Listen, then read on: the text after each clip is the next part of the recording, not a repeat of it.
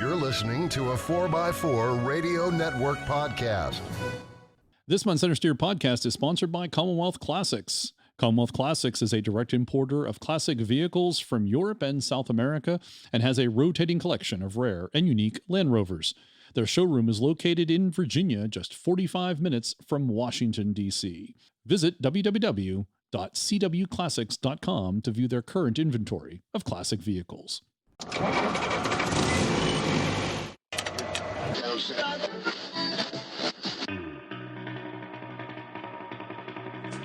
The Centresteer Podcast, a Land Rover podcast by Land Rover owners.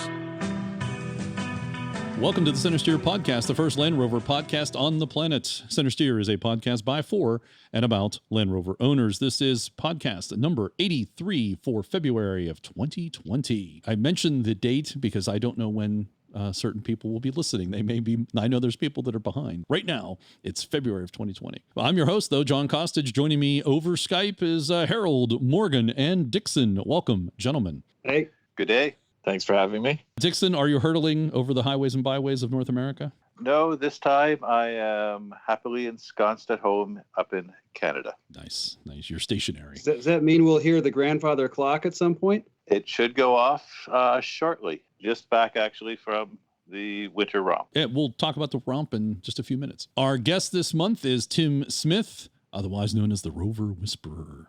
You'll hear all about that later, what that means, where it came from, and his journeys and travels. Good stories. That's coming up later in the show. And as always, thanks for your comments, likes, follows, emails from Facebook, Twitter, Instagram, and email. And we have two listener messages to bring to you this month. And the first one is from Surge, as Surge, and he added here to let me know it's Surge as in Surge Protector. Surge says, when I first heard there was a podcast for Land Rovers, then saw the time an episode was, I was like, what can you talk about for 2 to 3 hours? Dude, you have no idea. He goes on to say, after listening to my first one, parentheses, you had some friends on from the NCLR club, under parentheses, I was like, oh, it's over already. Anyway, keep up the good work. I enjoy your show. And again, that's Serge Barbier. He is from San Jose, California. He's the treasurer of the Northern California Land Rover Club. And he added, he's the owner of an ever-evolving 1985 90 Dutch CT Tribute vehicle, which is Campbell Trophy. But now we know why he chose that episode to be his first. Welcome to the show.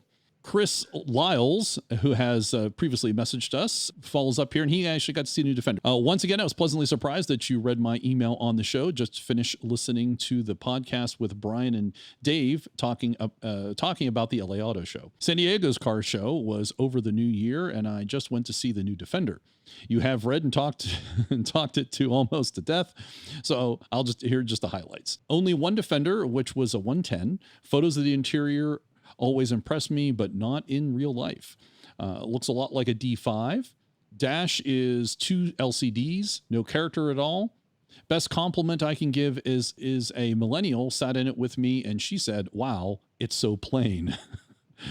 Your podcast talked a lot about the rear seats. All true, but they weigh a ton. It took some effort to bring them up and down. Rear door not as sturdy as I imagined or hoped. And sitting on the bump stops, it didn't have the impressive stance I had hoped for. I was the only one from my club that went to the car show. I did not hear about anyone going to the 4x4 event. That's the 4x4 event, and it's only 2 hours away. Last interesting point. Same price as a Rubicon, not a Jeep fan, but Jeep did a great job maintaining the character of the Ruby. Cheers, Chris. I'd have to say the plainness of the dash, I think, is probably its best feature. It's in keeping with the Defender. I have to say the dash is, from what I've seen so far, I agree with you. I think I like that. I like the dash. I thought it was pretty good. At least and the flimsy rear door is another tradition they've upheld. So speaking of the new Defender, I also got to see the new Defender at the Pittsburgh International Auto Show. And unlike Chris, I couldn't sit in it.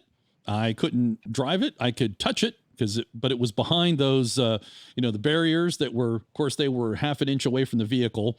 So they didn't keep you too far away from the vehicle. It was locked. I did talk to a sales representative, and I did, after talking for a bit to him, I probably talked his ear off. Really? Yes, I know.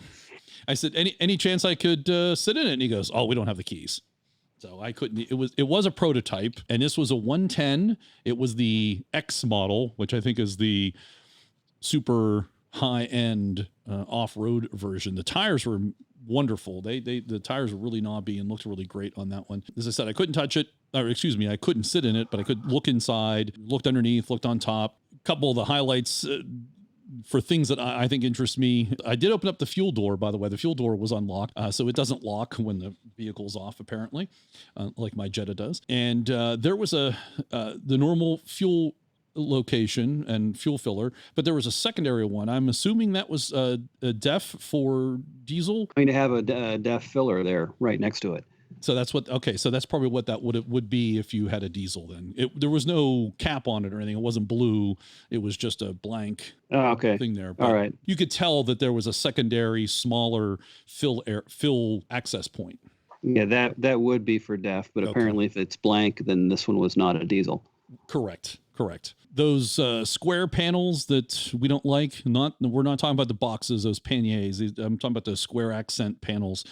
They look like they're glued on. Maybe they could be removed, I'm guessing, if you didn't. I can get them off. Yeah, I can get them off. Sure.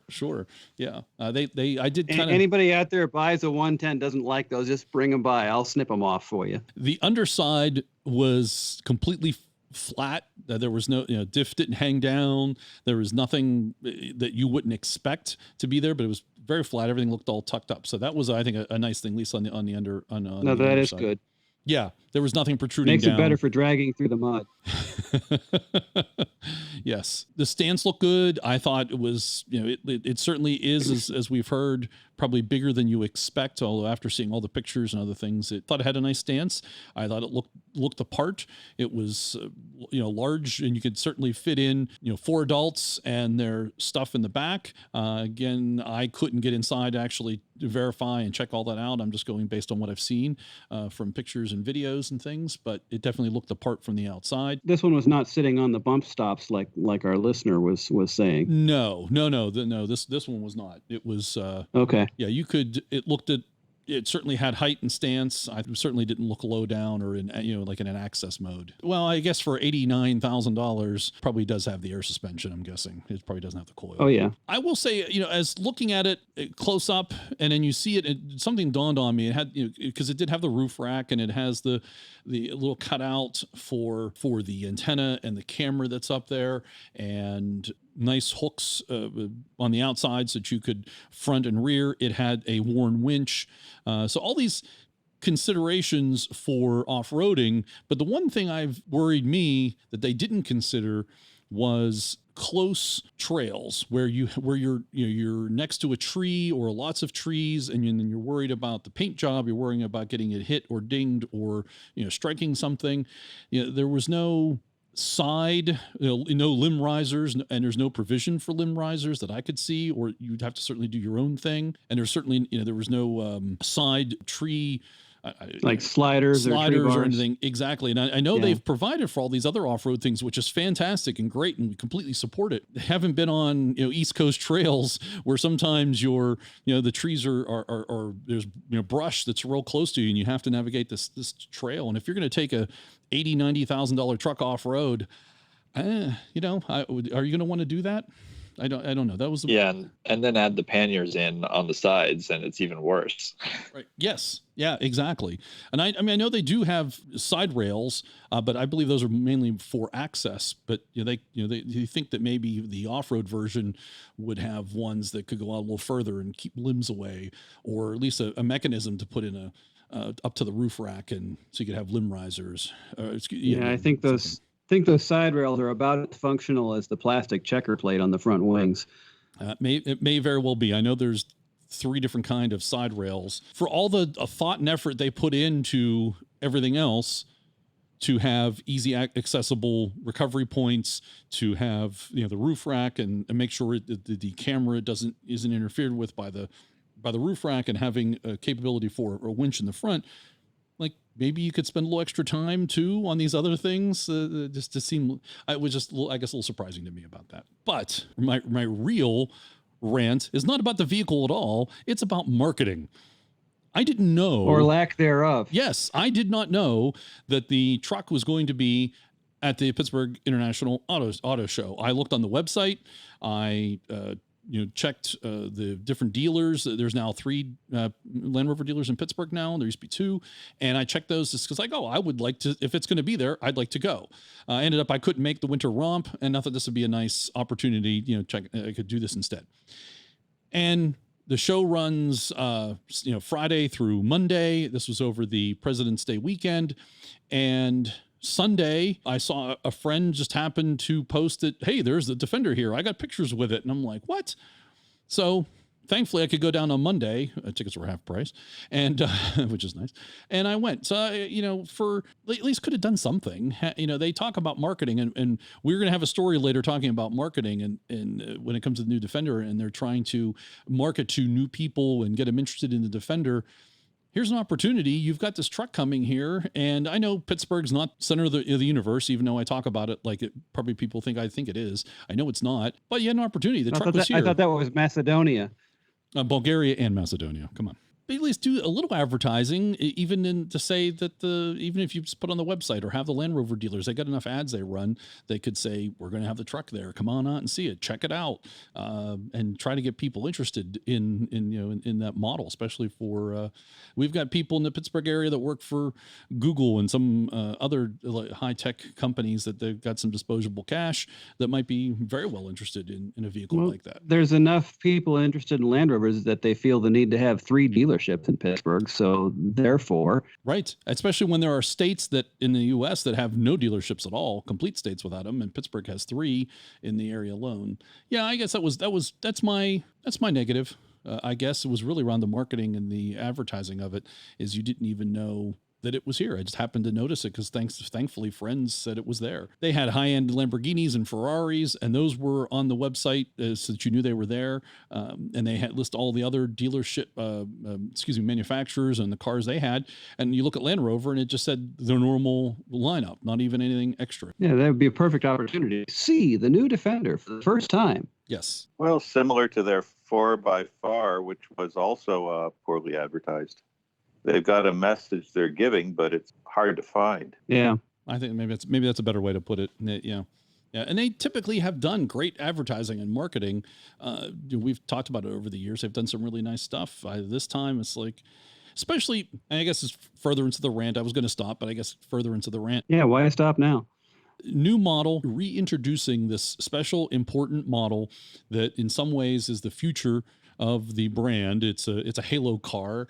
It's the one that probably got people into Land Rover to begin with, and you're bringing it back to the U.S. Hasn't been here for a long time. I know you guys all know this, but I'm just still repeating it, emphasize it. And then you have a chance locally to show it off, and you make the effort to have the vehicle there, and nothing. Don't tell anybody. It seems like a missed opportunity. Okay, let's move on. Your Oxford in America update. And it had a successful send-off at the Maine Winter Romp. And you can check, there was an article, which I'll have a link in the show notes, to a local Maine newspaper had an article, which I think got a little bit of play. And I think I tweeted it out from the podcast account and put it on Facebook. If I remember, I thought I did on Facebook. And you can read about what happened there. They had 300 trucks or something. But if you want to know where Oxford is or where it's going to be, if it's going to be near you in North America, be sure to go out to rove.org. And they have a list of its itinerary. You can keep track of it there.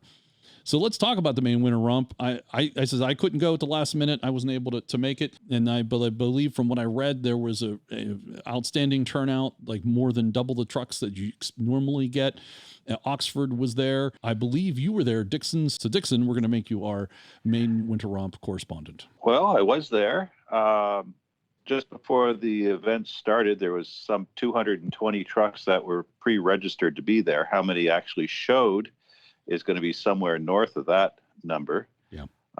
It was amazing how the woods and so on that the Winter Romp takes place on was able to absorb all of this, because driving in Oxford down the trails and so on, there were no traffic jams or anything else. But yes, Oxford was there. Actually, I ran into it inside the Waterville Grand Hotel. Bruce Fowler had managed to get the thing driven inside the hotel, which was, I think, a first for the hotel. and it certainly attracted a lot of attention. Yeah. It's quite a vehicle, large and very successful event, probably the largest event currently on the East Coast. Yeah, and I think I said 300. That was 300 people, if I remember correctly. So you're right. I think it was closer to 200 trucks, but 300 people. Did Oxford go on the trails, or did it stay in the hotel the whole weekend? Oxford was only in the hotel for the Friday evening buffet and such. The next morning, Bruce Fowler drove it to his place, and then Sunday, we drove the thing on the trails around. Excellent. So they added trails this year because of the expansion of the site. So I think, is that where all the people got absorbed because of the expansion of the land? No, this is the same 200 odd acre chunk that's by the Winter Romp for the past 20 years and so on. There's just more trails are going into it by all the volunteers coming over from, other parts of Maine or New Hampshire or Vermont to go and add in trails. It's become quite a sophisticated network now. To the point where the Dickey Road is for a lot of it one way going into the site, using the Ridge Trail and Cooper's Trail to get people out. So any of those large traffic jams that people would have experienced in the past, they're no longer there. Okay. So the land that was purchased just locked in what was already there, and maybe with a little bit of extra land. That's right. And this year they're starting the process to turn all of that into a trust to ensure that the Winter Romp is guaranteed to keep going on for the future. Nice. Very nice. Did you get to drive Oxford? No, I did not get to drive them, though I was in Oxford for quite a bit of Saturday and such. Nice. It's a very nicely driving truck. So if you were in the passenger seat, does that mean you got to stick your head out the hole? That's right, yes. If you go on to Instagram and look up the hashtags Oxford in America or Winter Romp, you'll see people popping their heads out, notably Bruce Fowler. I guess that's the one place I didn't check was Instagram. I was following everything, but I need to look at Instagram. Okay. Well, speaking of social media and the Romp, I was surprised to see a post on Twitter from Land Rover North America about the Romp. So there was at least some press going around. Oh, that's nice. They were actually originally planning to send a Defender up to the Romp, but at the last minute it got turned around and sent somewhere else. Maybe Pittsburgh. To you in Pittsburgh. Maybe they went to Pittsburgh. Maybe that's why there was no advertising, because they're like, "Oh, where are we sending it? I don't know." Yeah. They did have I think a post on Facebook, and I think they had a post on Twitter, both where Land Rover North America talked about the Maine Winter Romp, and they congratulated everybody and mentioned that Oxford was there, which was really cool. And I think I posted on the Facebook page, they like us. They really like us. Well, it's nice to know that LRNA even knows what Oxford is. Yes, and they knew and about the event and acknowledging the heritage people that we're here and we support them and it was just a nice showing us some love back. I think that was great. Yeah, that is good. Oxford stole the show at Winter Romp. Everyone wanted to get their picture with the truck and such. It was quite something. Well, I think that's why he had so many more trucks there than usual, because everybody showed up because they wanted to see Oxford. Well, as I said, it's touring the country. If you want to know where it is, you go out to rove.org and they'll let you know where it is. It will be, speaking of Pittsburgh, at the Pittsburgh Vintage Grand Prix in late July. Don't go anywhere else. Come on out to Pittsburgh. It's a great place. No laughing. I heard someone laugh. No. Thinking about whether there'll be a new Defender in Pittsburgh for that as well, or whether that'll get shipped to Maine. Well, we should have actual vehicles show up in, I think, April, if I'm not mistaken. Should have and will have are often two entirely different things. Good point. There's a lot of variables these days. Well, they're even saying late spring they'll be here in Ottawa, so you should have them also. Well, it depends. It's spring in Ottawa. That's July, right? Oh, there's a burn. Yes. Come to the birthday party and see how much The ice cap, I know, is only 50 miles north of Ottawa, but it still gets a bit warm.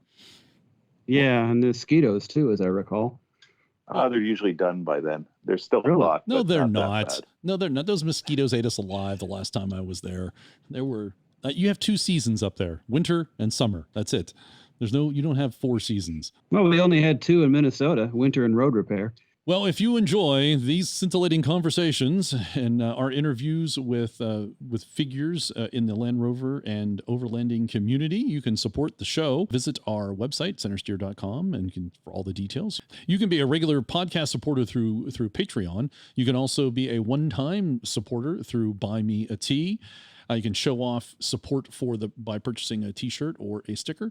And a special thank you goes out to Bob Steele from Virginia, who is our latest Patreon supporter. Thanks very much, Bob. Thanks, Bob. Thanks, Bob. Thanks, Bob. Sorry, podcast listeners, we're going to interrupt the podcast flow a little bit. I had an opportunity to talk with Bruce Fowler, who runs, manages, coordinates the Maine Winter Romp, and he was available at the last minute. And I was in the middle of editing the podcast, and Bruce was available. I thought, let's get him on the show timely and talk about the Maine Winter Romp and Oxford in America. Welcome, Bruce. Welcome back to the show. You were on before. I was, John. I'm glad to be back. Yes, fantastic. If I'm allowed to say this, you are the Bruce who is our latest Patreon supporter. Thank you. I am, and I'm actually totally embarrassed. I thought I was supporting you right along, and then I was listening to the other podcast, and I was like, holy crap, I'm not on there. It was another podcast I was sponsoring. So all these years, I thought I was throwing money at you, and I wasn't. We appreciate it now. Very kind of you. Your shirt is on the way. Cool bean. Put it in the post. Yesterday. So Maine Winter Romp, I believe it was the largest attended Winter Romp ever? My, yes, it was. Don't ask me why, how, or what happened, but yeah, the numbers were outstanding. 300 people, 200 registered trucks, or maybe 189, something like that? Well, Paula Miniosis gets a big kudos for crunching all the numbers here. But we're talking around 216 trucks over 4 days, not on one given day, but like some vehicles were there on Thursday and Friday, but not Saturday, Sunday, et cetera, et cetera. And we were over 300, and I think it's like 367 people were registered. That's still 200 trucks. That's significant. Yeah, it is. We realized something was going on when the hotel sold out on the 16th of December. That's when we all jumped into overdrive and busted to pull this off. Sure, and then you expanded with new trails this year to accommodate everyone, and we heard there was no real problems with backup on the trails. That is correct. We had an incredible group of volunteers that worked all spring, summer, fall, winter, right up until the 11th hour building trails out there, and it really paid off. We got a great trail network, and Peter Vollers did all the mapping up. He was our cartographer. I can't forget. He was our map maker this year. Cartographer. And, right. And no, it just went off without a hitch. Only one complaint, and that was over suspected virus that might be in the hotel about the whole event. Oh, geez. So it's all good. Well, but I believe one of the rules of the romp is no whining, no complaining, right? 100% correct. There you go. So actually every year there is no whining. Officially, nothing that I hear. That's good. Plans for next year are the same. Anything different or changed? Because now that you have expanded or secured land, it's not additional land, but secured land, and now with an expanded trails, I guess is the way to phrase all that.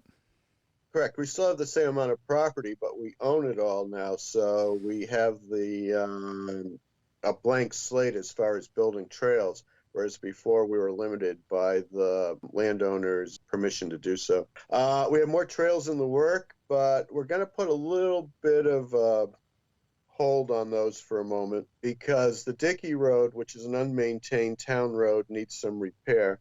So we're going to have to concentrate on repairing the road because there's an abutter that would like to see us do something with it. And because we had a mild winter, there was no serious frost in the ground, and the beaver pond didn't freeze solid. So there was no easy access to the ridge where Habitat's warming hut is. So it made getting from one end of the property to the other rather difficult. So this year we're going to do basically a fire road, a two-wheel drive vehicle road across the property, and fix the main road, and then work on our trail network. Securing of that land is huge, and we've not been able to talk with you since then, but thanks for getting that done and taken care of, and kudos to you and everyone who participated and came up with the funds for that. Yeah, that was last year's How Can We Top It Winter Romp event, and yeah, kudos to everyone that's supporting that. And it's actually going into a land trust, and within a couple of years it will be self-supporting, and it'll be available for the general public to use 24/7. Okay, there's some news. Didn't realize that. That's good to hear. That's good to hear. Well, it sounds like an excellent winter romp. And how was the weather? I don't remember. No, actually, Friday night it was cold. We got down to 15, 18 below, which was good to freeze up some of the trails. Our southern folks with their diesel vehicles needed a wake-up call that they were in the Great White North, and they received it Saturday morning when their vehicles wouldn't start. But after that initial cold snap, it was tropical as far as the weather goes. Was there snow on the ground? There was. We had a small snow base. Was no bare ground anywhere, so that's good. The trails were a little different this year because we had snow, we had some frozen icy patches under the snow, and then because there was no serious frost in the ground, we had a lot of mud and open water that we usually don't have. So even the returning folks had new challenges on the same old trails they ride. Well, the thing that we haven't discussed, which was the kickoff for official kickoff for Oxford in America, was that Oxford SNX 891 was actually at the Maine Winter Romp, and it was in the hotel, which is pretty cool. Although I don't think that's the first time it's been in a hotel either. I think after it came, I believe when it came off the trail for last Overland, I think they rolled it into the hotel there at the very end. I believe they did. So that may not be a first for Oxford being in a hotel. It may be the first for that hotel having a truck in it. It was, yeah, I was never claiming it the first of anything. With Oxford, how can there be a first of anything other than it being in the States? I basically jokingly asked the hotel if I could bring Oxford in to the conference room because it looked like the doors were wide enough. And they were like, by all means, that'll be wonderful. So that we did. Good. And did the official Rove drip tray come with it? Yes, it did. Funny story to that. When I drove the vehicle out Saturday morning, I had picked up the drip tray and I'd put it on a set of tables that they were getting ready to wheel out and drove the vehicle out. When I came back in for the drip tray, it was gone. And I said, I'll deal with it Tuesday. There's too much going on. And when I went back, they're like, oh, that was disgusting. We threw it out. So the hotel ran over to Napa and bought another one. So Oxford still has a drip tray, but not its personal one. But yeah, no, the hotel took one look at that Saturday morning and promptly threw it in the dumpster. Hey, they did what they were supposed to do, right? They're like, hey, get rid of this. Yeah. Oxford was there, and that was great. Good little kickoff to its year here in North America, the official one. And I heard it was well received. Lots of pictures. Everybody got their photo with it. Dixon tells us it went off on the trails. Did you get to drive it? I did. I drove it all weekend. It was my official romp vehicle that weekend. How was it on the trail? Basically had road tires on it, so we took it on the easiest trail we had. And on the steep hills, I did have George Midiosis pull it up the hills. So the last thing I want to do is the slide Oxford sideways down a hill into a boulder or a tree. It'd be a great photo op, but I would, I couldn't live with that. So it did fine on the trails. It went up to Habitat's warming hut every day for people to, touch it, feel it, sit in it, take photos with it. Had to take it up at the rock at the top of the ridge, on the power line and do a photo shoot there. Yeah, I actually have seen a number of photos. That was great. It looks really cool. Yeah, I'm still chuffed over that. I mean, when I was watching Black Paw rebuild it a couple of years ago on Instagram. I was like, kudos to whoever's doing that. I said, someone's reviving that vehicle and they deserve an award. And who would have thought 2 years later I would be driving it for a week? Kudos again to Adam Bennett for allowing it to go out and about. And he wants people to drive it. He wants people to see it. He wants it to get out there. So it's special thanks to him for letting that happen. It's a museum piece, but it's doing the work. It's doing the business, and he wants people to see and touch it. Yeah, and again, like you said, kudos to Adam for that. I mean, it's one of a million that'll actually do that. And it'll probably someday be in a museum, but until then, I hope it continues to get used. And there's expenses, of course, related to having Oxford here in North America and getting around. And I think you had T-shirt sales that, to help go towards the cost of Oxford being at the Romp. How'd that go?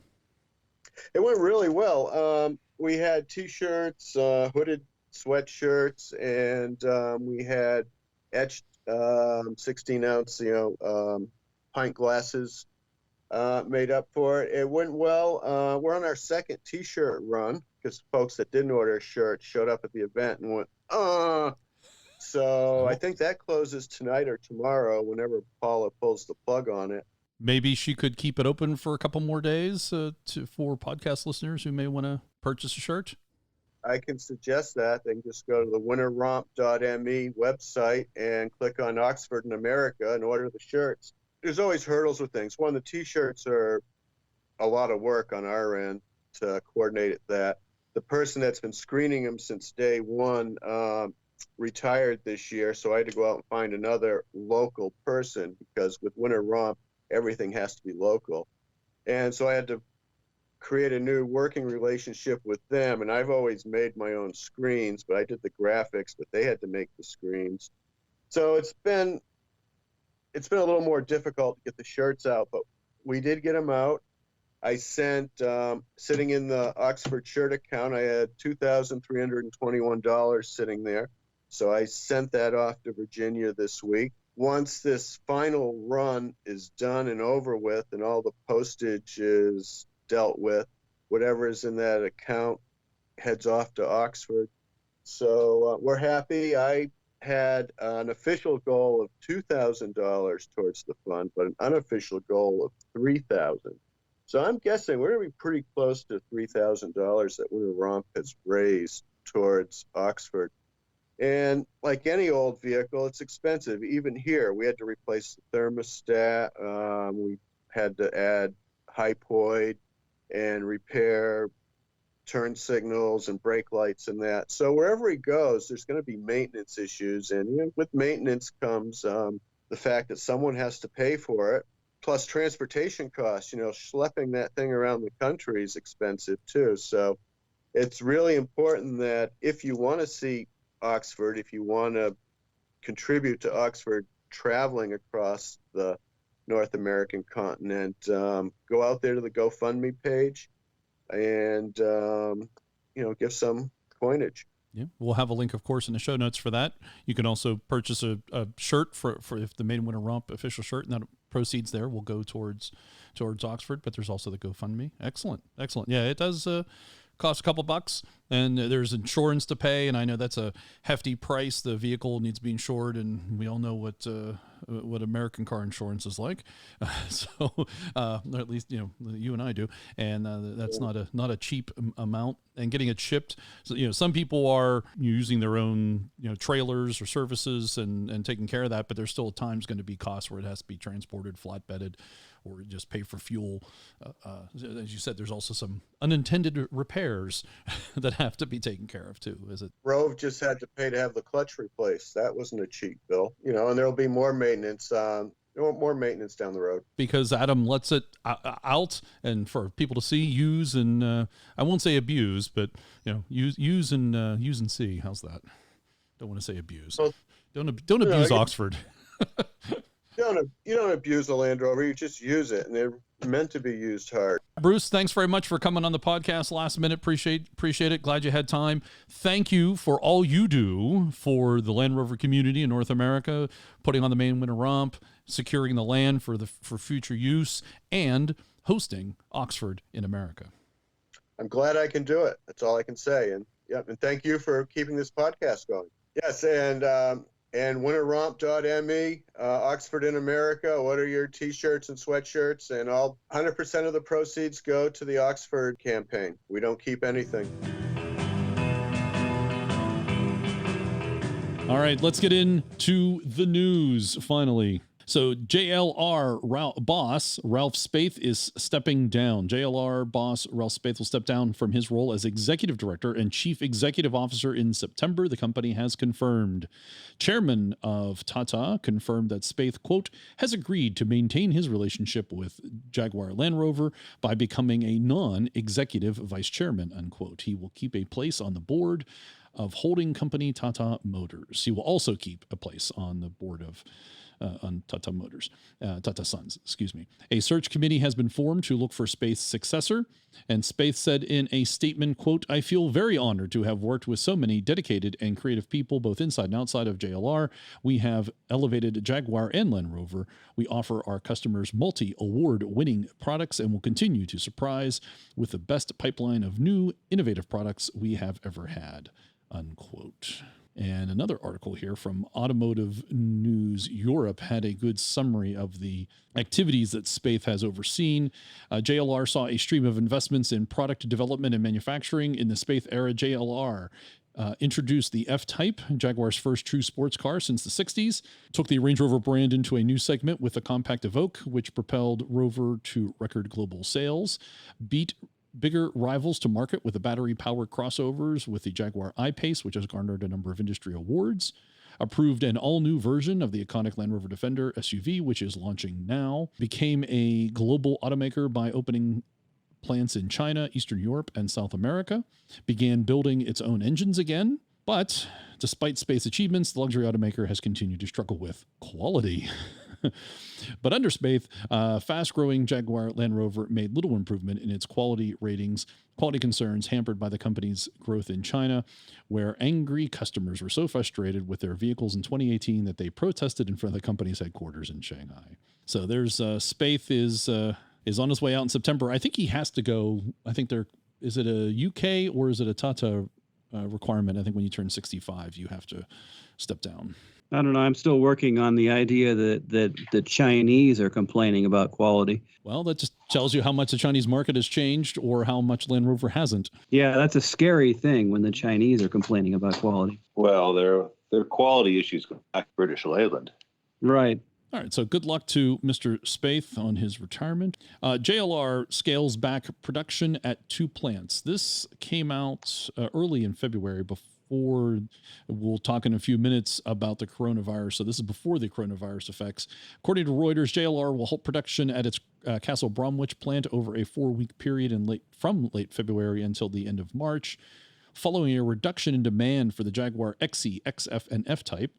Car making will also cease at JLR's Solihull factory for a number of half-day and full days, reducing production of the Range Rover, Range Rover Sport, Range Rover Velar, and Jaguar F-Pace. Apparently, the demand has slumped, as we will see here, and that's caused them to cut back on production.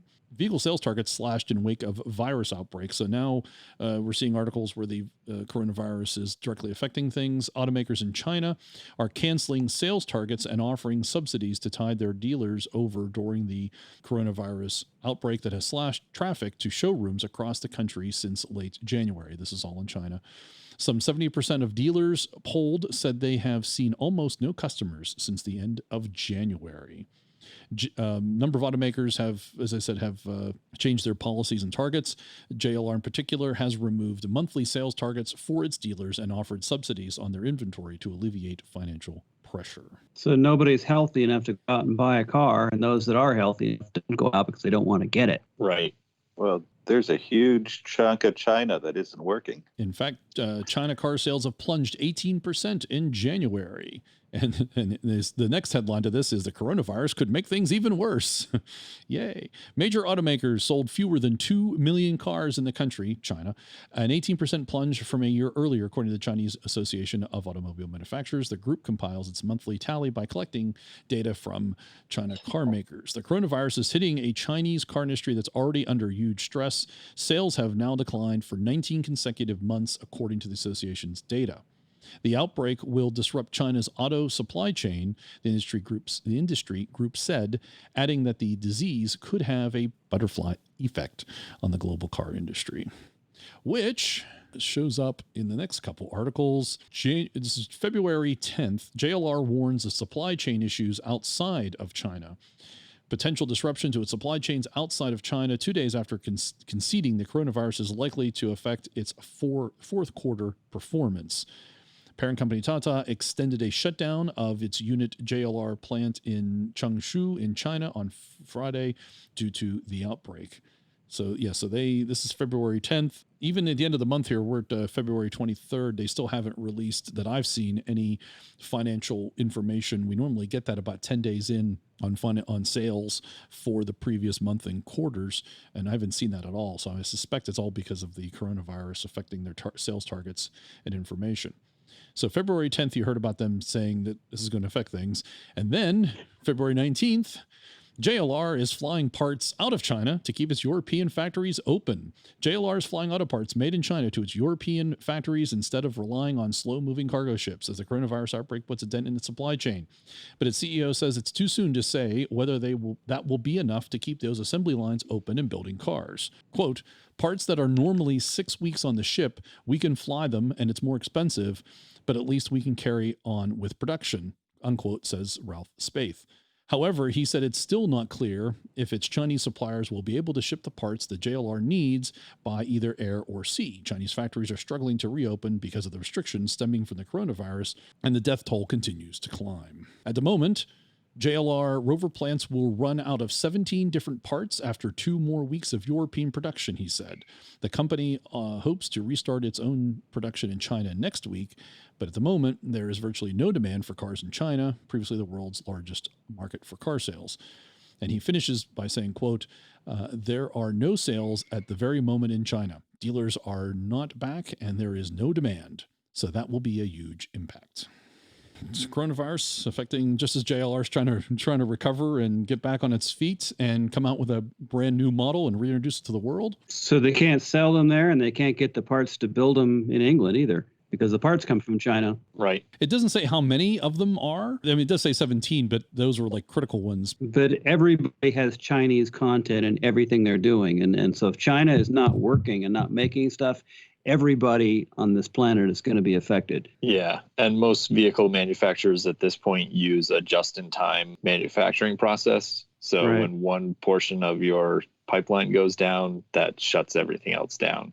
Right. There's no tolerance for disruptions in the supply chain. Hence the let's put them on a plane and jet plane and fly them. Well, the one story I read was referring to them as being brought out in a suitcase. I don't think that's literal, but I mean, that paints a picture. Basically, drug mules for car parts hauling in their suitcases. We'll move on. JLR to be among biggest victims of 2035 ban on petrol and diesel car. It is understood, this is from the Telegraph in the UK, it is understood that executives at the firm have had no advance warning of government plans to bring forward a ban on diesel and petrol sales from 2040 to 2035. So we had talked about this before. There's also a second article that had here. Britain, it gives you this exact details. Britain will ban the sale of new gas, diesel, and hybrid vehicles from 2035, 5 years earlier than planned, in an attempt to reduce air pollution and fossil fuel emissions, the government announced. And the hybrid ban is new. Right. That is. Which, I mean, that really closed a big loophole, because they could always have said, well, it's a hybrid, so it's not really a gas or a diesel. But now they can't even say that. Well, I hope the has a lot of spare electricity. I haven't seen all of your internal combustion engine cars. You have than you are today to go and feed that fleet for, I think it's a 6.5% reduction in CO2 emissions from the United States. And what's the carbon footprint of that extra 29% of electricity? It is actually has a non-fossil fuel generation. Okay. So as we continue to track the countries and cities that are banning ICE internal combustion engines, we now have updated the UK from 2040 to 2035. That's not as soon, though, as Ireland and Amsterdam, and I believe Germany are all 2030. Norway has a goal of 2025. No word on China. There was some discussion at one point. I haven't seen any updates on that. India, I think, also has a goal of electric only by 2030. France was 2040. And there was a note at one point about Scotland wanting to do 2032. So I wonder, I didn't see anything in those articles if that overwrote the ban that Scotland was considering or had put into play. That's a strange number, is it not? 2032? Further in the shortage and difficulties, battery shortage halts Jaguar I-Pace production. Jaguar told its suppliers and employees at the Centresteer plant in Graz, Austria, I just like saying Graz, will pause I-Pace production for a week starting Monday, February 17th, because LG Chem has struggled to supply enough batteries to sustain production. Though global battery manufacturing capacity was predicted in 2017 to double by 2021, the rapidly electrifying automotive industry still anticipates widespread battery shortages. Automakers have scrambled to ally themselves with suppliers such as LG Chem and Panasonic, or kickstarted new businesses to produce batteries to circumvent existing supply chains. And both approaches, of course, have their shortcomings. However, neither offers immunity to limited global supply of cobalt and lithium, each of which is needed to produce lithium-ion batteries. There's Jaguar doing a good thing, and it's supposed to be a really nice vehicle from everything I've heard and written about, but you still need the batteries at the end of the day. Then JLR certified as carbon neutral by the Carbon Trust. And this is, I think, the second year in a row. JLR was certified on January 2020, confirming business operations have met the internationally recognized PAS 2060 standard for carbon neutrality between April of 2018 and March of 2019 across the company's vehicle manufacturing and development sites. Together, these areas represent 77% of JLR's global vehicle production. And there's some specifics here. To achieve carbon neutral status, JLR has invested in energy-saving projects and technologies, including solar panels, LED lighting. In the UK, operating CO2, that's subscript, is real small. CO2 emissions are down 74% versus 2007, including the purchase of REGO-backed electricity, and energy used to build a vehicle has reduced by 37% since 2007. Goodness there. If you're buying a new Land Rover, you can at least maybe feel a little better that they're reducing and achieving some carbon neutrality. I'm not sure how other auto manufacturers are doing, but we know about this one. And that also usually translates to a lower cost of doing business, which is good for a struggling business such as Land Rover. Then the Land Rover's 4x4 Festival introduces audiences to the 2020 Defender. This is a website called coolhunting.com. Don't know who they are, but the point out of this is that they talked to the chief commercial officer of JLR. I know I'll read some of this and we can talk about it here. For the first hands-on introduction of the all-new generation of the 2020 Defender 110 4-door and Defender 90 2-door models, a two-day festival with off-road driving, music, historical vehicles, food, and a range of outdoor activities was created in the Coachella Valley, California. While there, we had the chance to speak with JLR's Global Chief Commercial Officer, Felix Brodegum, about the festival and marketing such an iconic and important vehicle for the brand.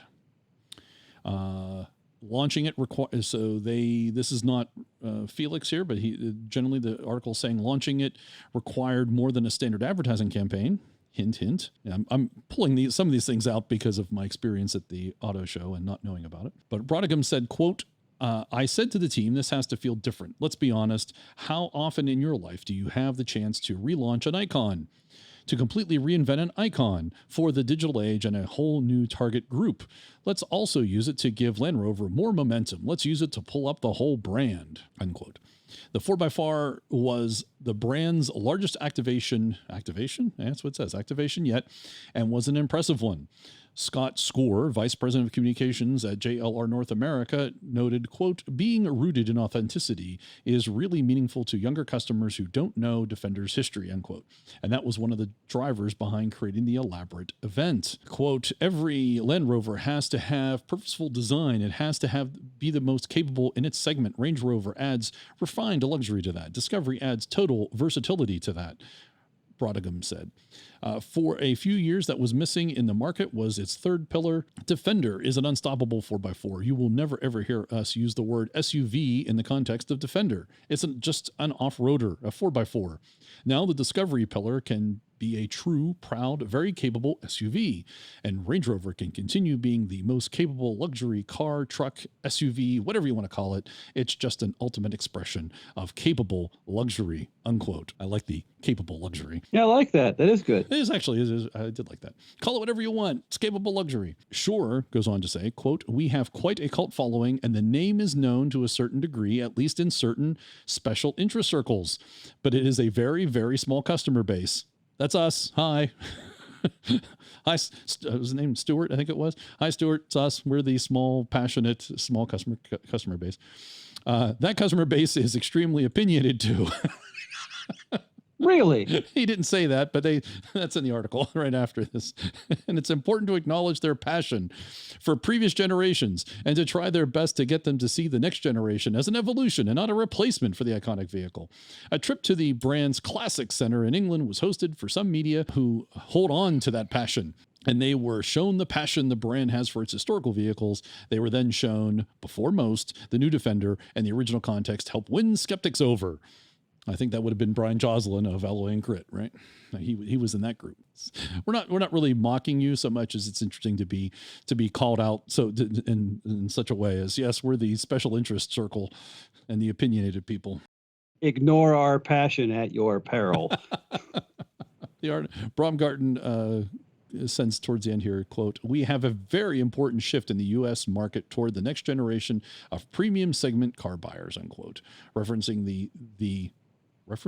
they have a typo here, referencing the emergence of millennials. It will be interesting to see how the U.S. continues to support the new Defender and to see the types of experiences the new markets will require to be won over. So it was interesting to go to the Grand Prix, not the Grand Prix, go to the International Auto Show, and then you read this and you're like, hello, there are millennials here in Pittsburgh, and you're, at least let them know you're here. Apparently the only millennials that matter are the ones in Southern California. Yes, or the ones that can fly there and then spend $250 to $350 to be there for a weekend. That was tickets just to get into the event. And they brought LO7 over there too from England, and that was none of the publicity. You'd think that if you wanted to get the diehard enthusiasts there, you'd say, well, here's one of the prototypes, the 50 vehicles. Maybe you want to see that alongside the new Defender. But my perception is that there was almost no advertising for 4x4, and I never saw anything except from Mike Bishop's Instagram feed that LO7 was there. We really didn't see anything about the festival except that we talked about it. I'm not sure where they would necessarily have advertised it. Maybe they did advertise it, with just not the circles that we're in, because we're in a special interest historical circle. If we're too opinionated, apparently. Well, and if they're targeting millennials, they're probably targeting age demographics on social media and such, which would probably miss us. Bet you they hit Instagram heavy, probably Facebook heavy. That's probably where they did this. I would suspect. You're right. That's a good point. Got to say, most of what I know about the 4x4 festival is from Jeff Aronson and his posts and all the videos he keeps showing up in. And I keep spotting him over the shoulder of other people in the video. I mean, that's not worthy of a coffee mug. I don't believe so. No, you don't get a coffee mug. I am not a sighting. Is that a new rule? He should add that as a new rule. He should. Hey, when I was in college, we used to say there are new rules coming up every year. We weren't trying hard enough. And then a video was posted by a dealership, and that went to the Land Rover launch in the Land Rover Defender, Palm Springs launch. And this was a first ride and drive worldwide, as they call it. And I'll have a link, of course, in the show notes. This is 7 minutes, 26 seconds of defenders driving through the desert, a deserty climate. There was sand. I'm trying to get the video to come up here again, and you can see they have pictures from the outside, but they also have pictures and video from the inside. So if you want to get a better sense of it, because you can't go to any of the auto shows that it's at, or you don't know about the auto show until after the truck has been there, you can check out this video. It shows the interior. It shows the view from the front, a view out the back. You can even see a couple clips from the panoramic sunroof that it has. They show you the rear view mirror with the camera that's at the back. I forget what they call this. That's not true sight. It's something else, I think. The rear view thing. So it's nice to see the interior and how it functions. And of course, it looks just like any modern car, really, from the inside, at least based on this video. But you can then they take it on a little off-road course that's in the deserty type of sand and hard pack. There's several trucks and they're transversing. You can see them in different colors. And I think this is, and then towards the end, I think it's about 7 minutes in, you can see, I think the first time a new Land Rover Defender caught on film being tow strapped out of an obstruction. The unstoppable off-roader. A modern 110 tow strapping out another modern 110. Yeah, that it wasn't because the one behind was actually stuck. They were just saving fuel. Yeah, that's it. And the video I did here is at the end. That's where they noticed it. It's the Land Rover out of Sarasota. So it looks like they went out to California for that event. So check it out.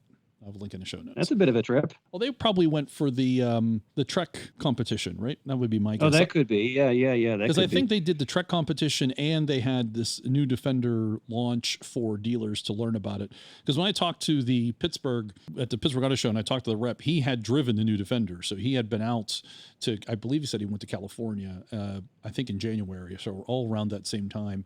I mentioned the Trek festival to him, or the Trek competition, but he did not participate in that.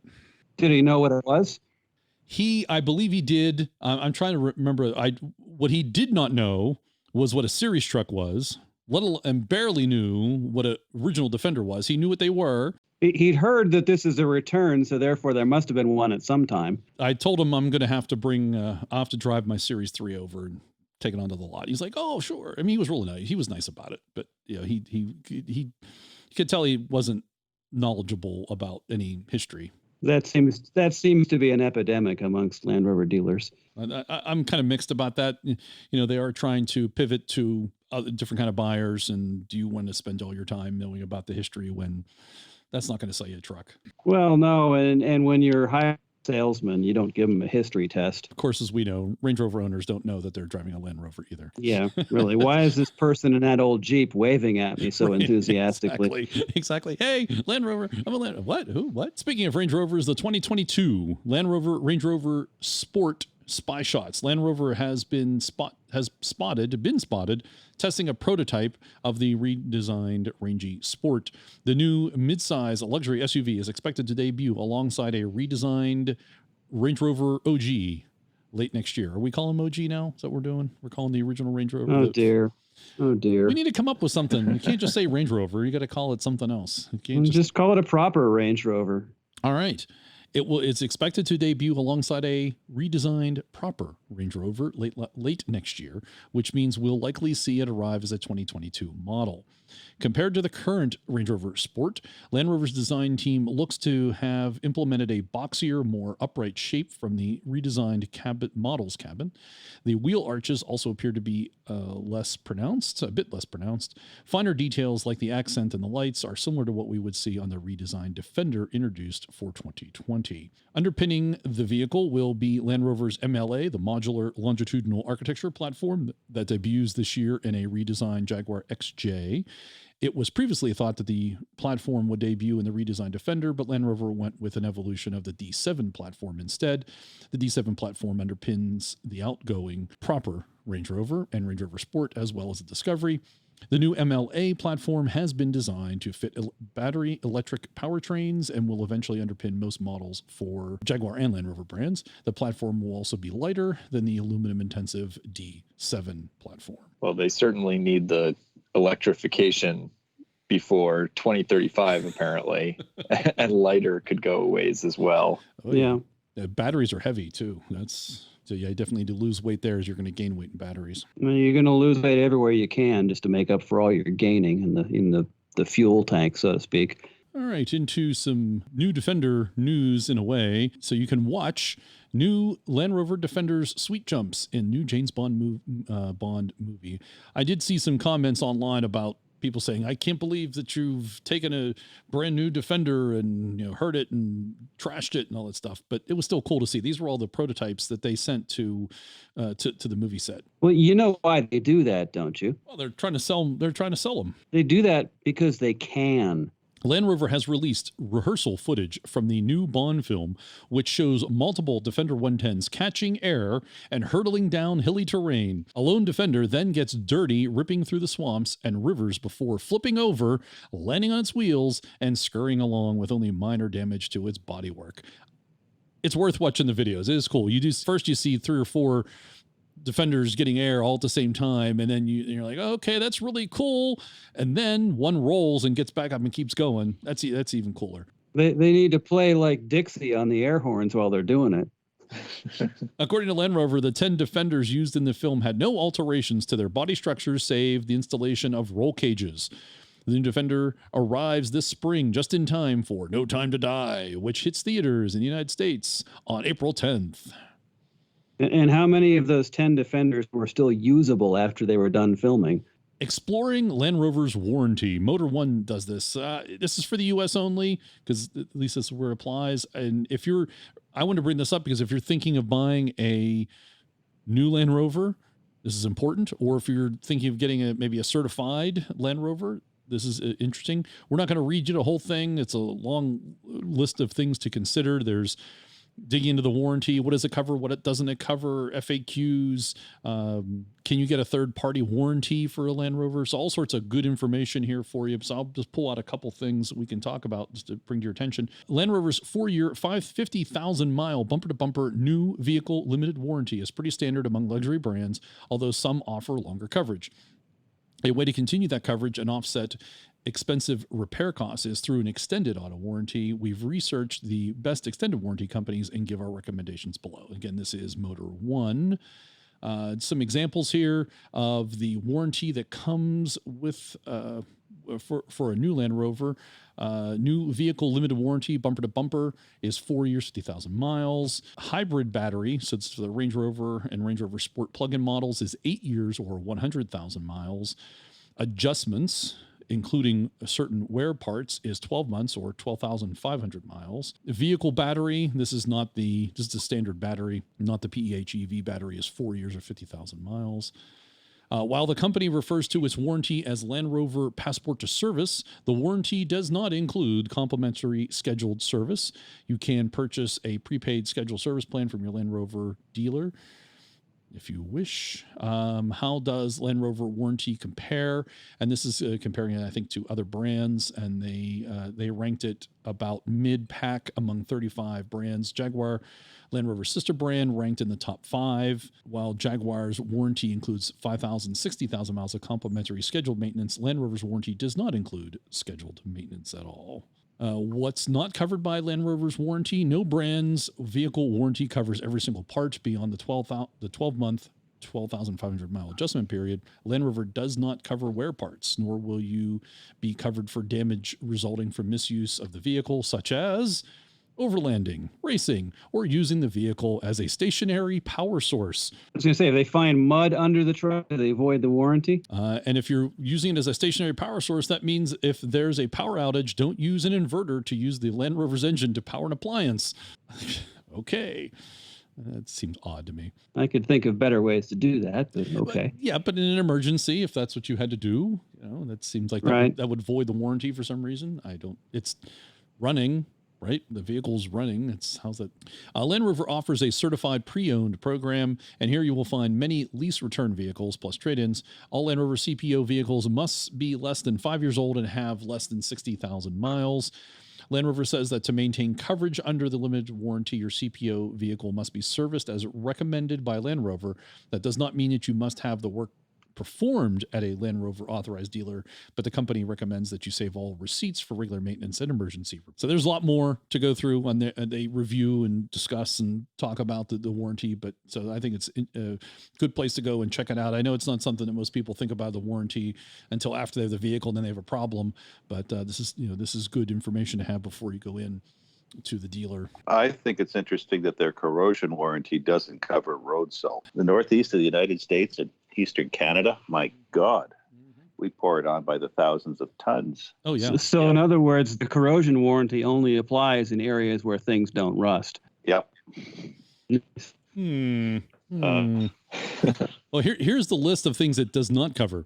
So Land Rover's warranty will not cover corrosion that results from, and here's the list. It's about 7 things: road salt, tree sap, bird droppings, dings or dents, stone chips or scratches, collision damage, severe weather, earthquakes, water, or floods. So why even have corrosion? How could your vehicle corrode if you doesn't come in contact with any water, and any connection with water is ruled out? Well, basically anything made by Land Rover back in the 70s would rust just sitting in your garage. So. All right, fair enough. So it's covered for that. That's good. Right. That's good. Right. If you don't drive it and it sits in the garage. So they've made that progress has been made in the last 40 years. They now say that's not going to happen. So humidity is covered. Yeah.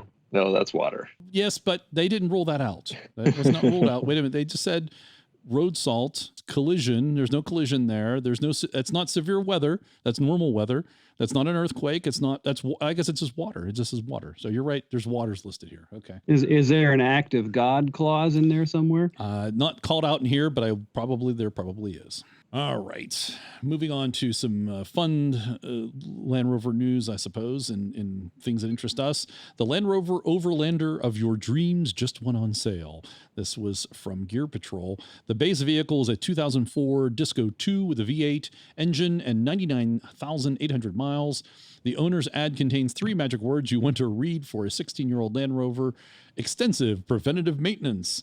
A previous owner outfitted the rig for a trip to South America. The cabin passes through to the front seats because it looks like it's a standard D2, but they took the rear section off and put on a box trailer that you would put in a pickup, and they stuck that on there. It's called the Rover Lander on the side. I would think the 3 words you'd want to hear with something like that was new head gaskets. I would think so, especially at that mileage. Yeah, but that's the first thing that's going to get asked. How are the head gaskets? The owner wanted $31,500 for it. I don't know if he got it. Can't tell you any more details because the Craigslist ad was taken down. So I don't know if that means he sold it or he had so much interest. But this was posted January 31st. Related, buy this classic Land Rover Doormobile. And this was from Motor One also. This particular 1984 110 posted for sale at Expedition Portal. Looks absolutely stunning. It's currently in Phoenix, and it's on sale for $83,000 American. On the camping side, the rig is equipped to sleep 2 people and is fitted with a custom kitchen, sink, a diesel stove and heater, and an outdoor shower.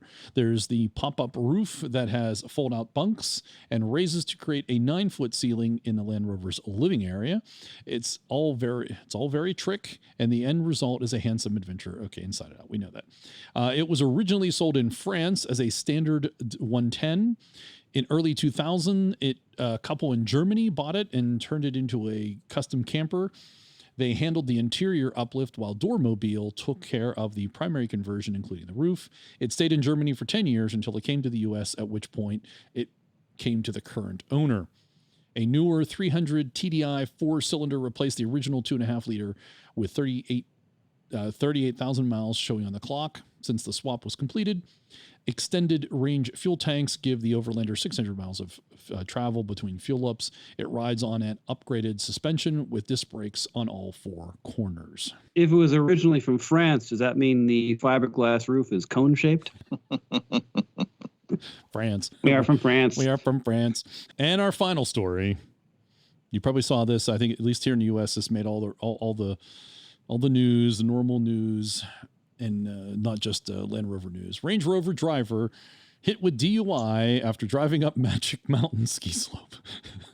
I'll read you good parts of this article. Just because you can drive a Range Rover up a ski slope doesn't mean you should. Well, he couldn't. He clearly couldn't. But alcohol often makes people do foolish things. One New York man is learning both of these lessons the hard way after being arrested for, you guessed it, driving his Range Rover up a ski slope while under the influence. According to Chester Telegraph, the 59-year-old Frederick Betcher from Shelter Island, New York, was taken into custody Friday night when he was caught driving his luxury SUV up Magic Mountain in Vermont, specifically the Hocus Pocus Trail. Employee of the ski resort's Black Line Tavern told the press that they were closing up shop for the night when a fellow worker spotted the Range Rover making its way up the mountain. He's got a couple of 100 feet up the terrain park and turned around. The Vermont man also noted that he had never seen the driver before. According to Vermont State Police, the driver displayed indicators of impairment before being subjected to standardized field sobriety tests. He was taken into custody after presumably failing the test and slated to appear in Superior Court on March 17th. And this is apparently the driver's second DUI. So the people, the employees of the ski resort had never seen him before, but they probably won't be seeing him again for another 3 to 5 years. Yeah, best not to choose the terrain park to go up as your chosen trail. And I think it was a bunny slope, though, too, wasn't it? From what I understand, it was a introductory slope. Have you been to that resort? I have been to that resort. It's in southern Vermont. I haven't skied it, but I've been up there. No one was injured. No one was hurt.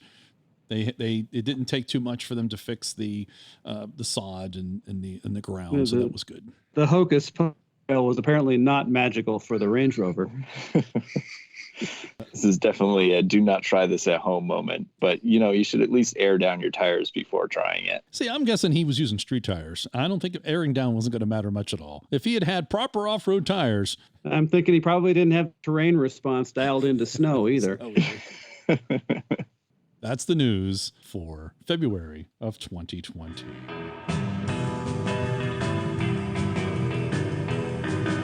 And now on the Centresteer podcast, joining us is the Rover Whisperer, otherwise known as in real life as Tim Smith. Welcome, Tim Smith. Thanks, John. Thanks for joining us and coming on. Thanks for having me on. Absolutely, absolutely. So you've been known as the Rover Whisperer for a long time, but now you're making it official and making it as you termed, we were talking before the show, a movement, a brand. So tell us about Rover Whisperer. What's it all about? Yeah, thanks. So I guess so. Let me just start from zero here. So I've been playing with Rovers for a long time and breaking them, fixing them, and just getting things done with them. But what I didn't realize was that I was sort of being called the Rover Whisperer. People were just saying that. I didn't know that was really happening until I found out. And wait, they were whispering that you were the Rover Whisperer behind your back. I mean, they were saying that, they were just saying that even when I was shouting, right? So it was just like a nickname I was starting to earn. And I found out through one of my friends he also had a P38. I'm sorry. I'm actually the owner of the P38 now. So, I have to look through now that. I'm really sorry. There's a story there as well. But, we were having a dinner and he was talking to me and started calling me this. I said, well, where'd that come from? And one thing led to another. He actually had bought the URL for me and kind of presented it to me. And I thought, oh my God, that's kind of neat. But I didn't know what to do with it. And it took me about a year of playing with the idea to realize how I can use it. So, the idea that people are calling me that is it feels good and all, but it doesn't do anything but feed my ego. So I had to play with the idea, and I realized that whole idea of the Rover Whisperer really belongs to everybody who drives one, who fixes one, who uses one, who helps another person. That they're the whisperer. They're kind of like I think there's probably Native American stories about people who know the knowledge because of those before them, right? They've been taught this from somebody else. Once I came up with that, then I thought, okay, all right, now I got something I can play with. Because what I really wanted this to be was a way to help others. The website that it's kind of live right now. I need to fill it with some content, but it's up there. It's at least a placeholder. But what I want to do is create stories not only of my own journey, but of other people's journeys, of fixes that people have done, of trips that are planned, and try to make it a little bit of a community thing where we can help one another to basically keep our trucks going and keep the adventure alive. So that's really, in a nutshell, what that's supposed to be. So its own community. Yeah, I want it to be a community thing. There are other websites that have been this in the past.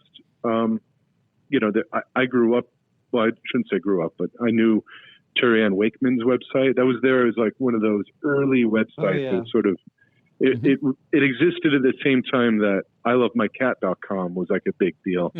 It's one of those things that's been there forever. And, I learned so much from that. Oh, it's still a great resource. Oh, it still is, right? But what I want to do is sort of, I want to acknowledge that exists, that there were people that were doing this long before I was, that they've been figuring it out, and sort of leverage their work with them to try and bring it into a more modern sphere and try to make it more accessible, especially for, there's new people getting into the like D2s, right? Which is essentially they've come to a place in the market where you can get one for super cheap. It probably needs work, and unless you get some help, you're probably going to give up. So there's people that are getting into their Rovers right now that haven't had all the education that people like myself have been lucky enough to have. So similar to the actual Defender, you're going to modernize. And when it's like the new Defender is, you're going to modernize it, bring it up to date. So you're going to have video, you're going to have interaction. Yeah, well, I want to have a video. I want to make videos of basically just to have fun, right? I want to show how you can use these things and how you can fix them, how you can break them, how you can sink them underwater, and it's all sort of that stuff that I've been doing for years. But I think it's I've needed an outlet to do that, at least for myself, and I think others need that too. So that's what I'm hoping to do with it. So it's going to be a larger worldwide community of Land Rover folk in one place. Hopefully. Let's see where it goes. I mean, I have some dreams. It's a lot of work. It's daunting. It is daunting, but what I'm really trying to do is create a brand that's based on that idea. So it's about that self-sufficiency. It's about knowing how to actually use the tools at hand. With the new Defender, here's a good example. With the new Defender that's come out, it would have been probably super well received if they'd named it anything else, because it's going to be a great truck and all that. I think there's like a slippery slope of just using a brand and using a name and kind of cheapening it by creating something new. I don't want to do that. What I want to do is keep the old, use the old, acknowledge the old, but create something new, and let's call it something different. Because if you kind of reuse or rehash the old name of whatever it is, the old website, the old the people that have been there before you, and you don't give it the proper acknowledgement, then you're kind of ruining it and cheapening it. As much as I would love to say that, yeah, this would be like the new version of what's already been done, it's not. What I want it to be is its own version, its own entity that just basically, uses what's already been done. It's, Are you looking for help from the community to build this up? Oh yeah, of course I am. I'm still building the idea. I'm still putting it together, but I am definitely going to be looking for help. Quite honestly, the only story I have on there is a story from Bruce Fowler, who a lot of people in the Northeast would know. He runs Winter Romp. It's a story that he told me. I blew a brake line. I was at an event in Vermont. I blew a brake line. And he tells me the story of fixing the brake line with a box nail. Do you know how to fix the brake line with a box nail? Well, it depends on what you're whether you want that brake to still be useful or you just want it to stop leaking fluid. If you just wanted to stop leaking, you jam the box nail in there. And yeah, so what he told me, and I thought this was brilliant, was you disassemble the line, a brake line somewhere, above where your leak is. You insert your box nail into the brake line and tighten it back down. You put it in the fitting. It worked so well, I couldn't believe it. And so it's one of those little things that once you figure it out, it's obvious. But in the moment, if you haven't seen that in action, you would have no idea. It's great little fixes like that that somebody else has figured out. I didn't figure it out. So I want to try and get that kind of information, make it available. I want to try and just make it so it's easier for people to plan a big adventure. How do they get themselves out of trouble? How do they basically have as much fun as they can with these rolling disasters in some cases as they can? Yeah, it depends, I mean, I've had the best adventures in the worst trucks. I'll just repeat that because a lot of people think that you have to have the best of the best in order to even start having that adventure. Me personally, I'd rather get stuck. And I'd learn how to get it out. I'd learn how to have a community effort of getting a truck out of a mud bog or, broke down on the side of the road or whatever, because that's where the stories come from. And that's really where the adventure is. And are you looking for tips and input, and can folks, provide you with tips? And most definitely. And how would one do that? Well, I got to build this into the website, but right now there's a simple form where you can just reach out and contact me. What I want to do is make that into a more streamlined effort. As the website gets built, that's going to be something that's going to come along with it. Are you looking to take some of the previous information that's already out there, maybe repackaging it in a kind of a modernized version that the kids would enjoy, right? Yeah. If I can find a well-written story on how to make a repair, maybe what I do is I make a story about that story, or if I have an instance where I've used that information. Here's a good example. Did you know that you can use a GM fuel pump to fuel your average classic or disco? I'm sure you guys do, but a lot of people don't. So what I can do is write about the time I was at Winter Romp, let's say. I lost my fuel pump and had to get at the fuel pump, you get gas all over your hands, and when it's like negative 20 degrees, there's a bit of a story there. I think we know the story. Yeah, but so that's how, and then I can go back to the resource. There's a couple of websites where this has been documented. That's how I think I can repackage it in a way. Bring some media to the fix. Bring some story to the repair. It would help for people to remember and learn it and know and better understand it. So it's like infotainment then. Yeah, in a way, infotainment. I'm all about the tainment. I gotta reach out for the info part. Well, yeah, your stories are pretty entertaining, Tim. I can give you that one. Thanks. I think I'll take that as a compliment. Thank you. So, River Whisperer, where did that come from? Do you know specifically? I mean, I realize that people have been saying that, whispering it behind your back. I'm saying that on purpose. But I mean, was there some sort of formative story that that came from? Were you on a trail? Were you on an adventure and something happened and you were able to, fix the truck or get out of a situation and people started to give you that moniker? Yeah. I mean, I'm sure there's probably a couple of stories of things that I've done that are ridiculous that somehow worked. I've got a couple of different nicknames, but I think they're all pretty good. But the Rover Whisperer one was, so I have a small private shop where I do some repairs for people. And the way that came about was I didn't actually want to have this shop, but I had a sort of larger shop that I started with a friend of mine, Kevin Murphy. I left it to him to finish it, but I kind of ended up with the Rover customers. They kind of chased me down because I guess they liked my work. They liked me, whatever it was. But what I didn't realize was that they were referencing me as Rover Whisperer. So, behind my back, they would say, "Where's the Rover Whisperer? Where do I go?" And there's a kind of a culmination here because so my current my fiance right now is this wonderful woman I'm totally in love with, right? And the way she found me was she had bought herself a Range Rover Classic, and it was one that didn't have heat. It needed a new heater core, and she brought it to a local garage.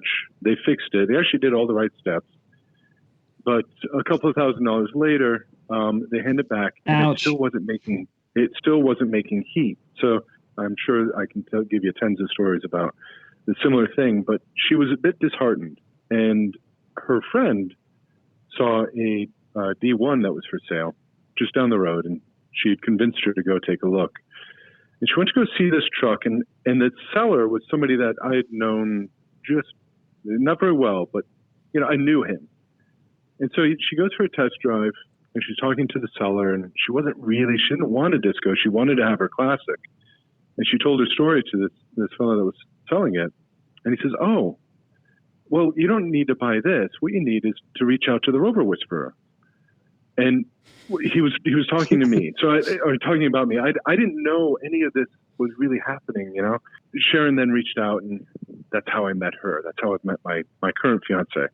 This has so much meaning to me because people have been calling me this without my really knowing about it. And once I found out about it, it was sort of one thing led to another. And, you know, like I said, one of my customers actually bought the URL. It's sort of been a little bit of a community thing where people have come together just calling me that and kind of creating this thing. So I feel like I almost have to do something.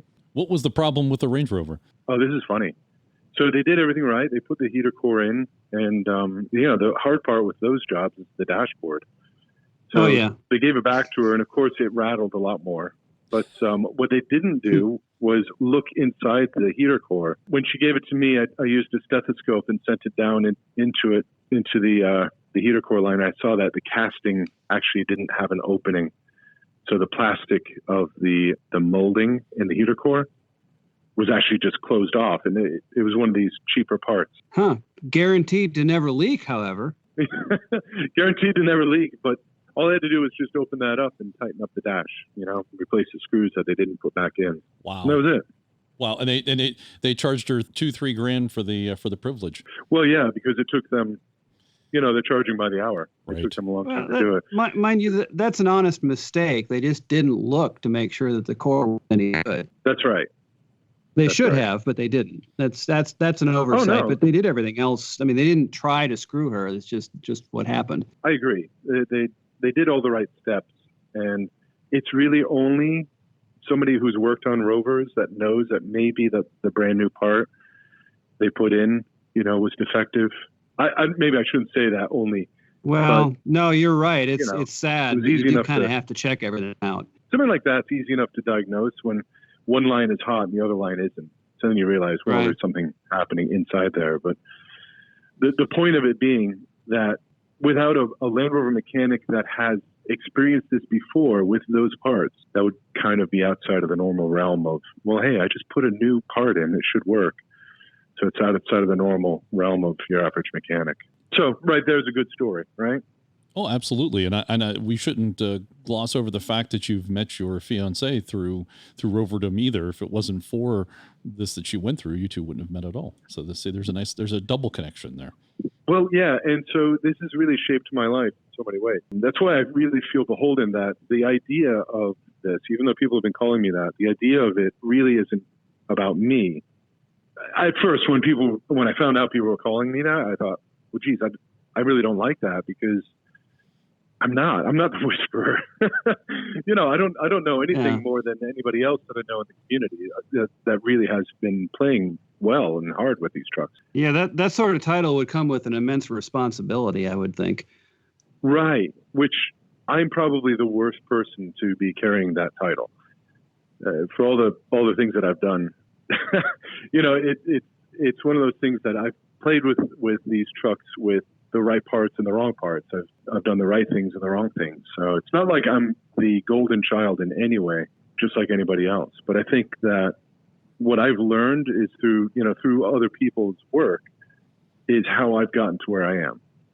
And of course, you know, I've explored myself, but I'm not supposed to be the bearer of this. It's everybody else is.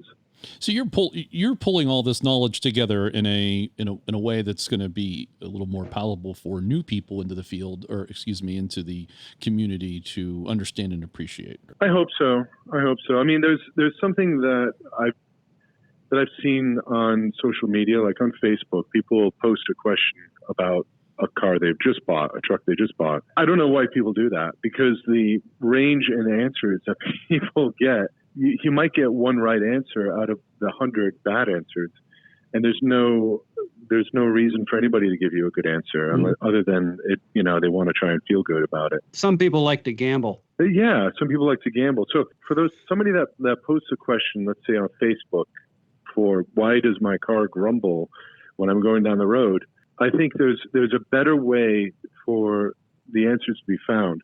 So one of the things I could do, I think any of us could do, is just look at what people are asking about. How come this? How come that? And then I can at least answer some of those questions in a somewhat more formal way with a text section that directly answers those questions that are always being repeated. Let's say with a D2, the front drive shaft grumbles and it chirps when it's starting to go bad. That's something that I think a nice little text section answer could answer, to 90% of those questions that are being asked. So then once you put it somewhere like in a website like Rover Whisperer, where there's a little bit of ownership on the answer. Curation. Yeah. So then I think you can get some decent information out there. I have a neighbor, Mike Sandone, and he runs North America Overland. So they're a restoration company. They're doing really excellent work. I've known him since even before that company was started. But him and I also experienced this thing where people will call looking for an answer, and we want to help, right? We want to give them the right answer. But what happens is you end up on the phone for an hour giving the answer, and by the end of the call, I'm not really sure if I've helped anybody, because there's a tendency for people to either not listen or the story goes into some other realm, or you go somewhere else that the original question really doesn't get that answer that it needs. So, or you just have a vocabulary and a understanding of terms issue too, because what is one thing to somebody may not be understood by the by the owner of the vehicle what something is, and what it is, but it's tough to explain what that is. And what are you looking at? Oh, it's covered in oil. How do you know that that's it? So I think you have that. That's also part of that issue is understanding of terms and definitions.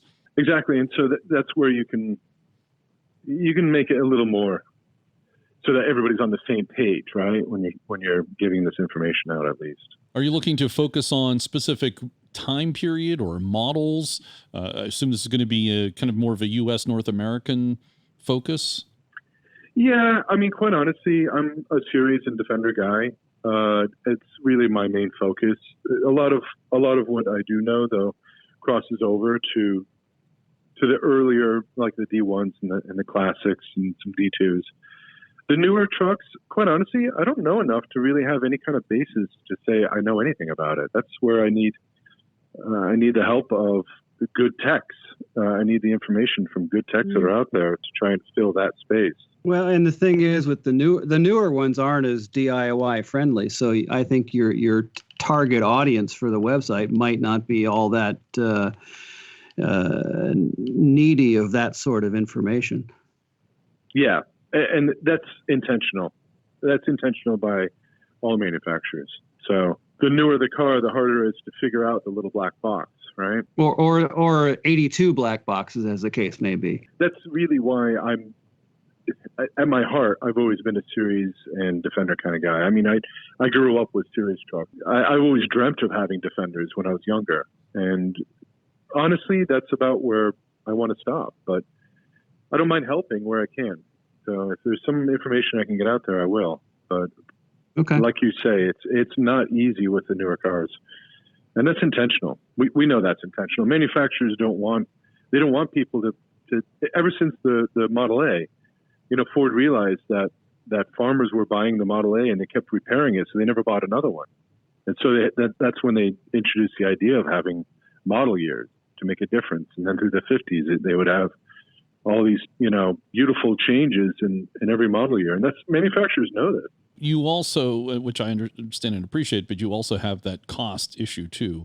Whereas what you're doing with, in particular, a Land Rover is, we've talked about it many times, and we all do, taking it off-road, going on the trail, you're not necessarily going to take your brand new Range Rover Discovery 5 off on the trail because you don't want to get it, hurt, destroyed, or, inflict some damage to it. And so typically you see a 10, 15-year-old vehicle was what you end up taking to go trail riding with. And I think that, you're eventually you will see D5s, cheapest chips, and be able to take them out and go on the trail. But that's not where we are at the moment either. Yeah, of course. But there's also like that fine line for people.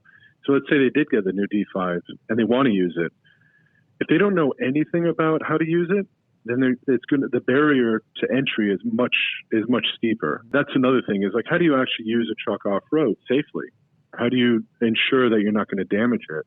So there's things that you can do to plan ahead, and things you can do with the recovery gear, learning how to use all that stuff. There's training you can take if you're really interested.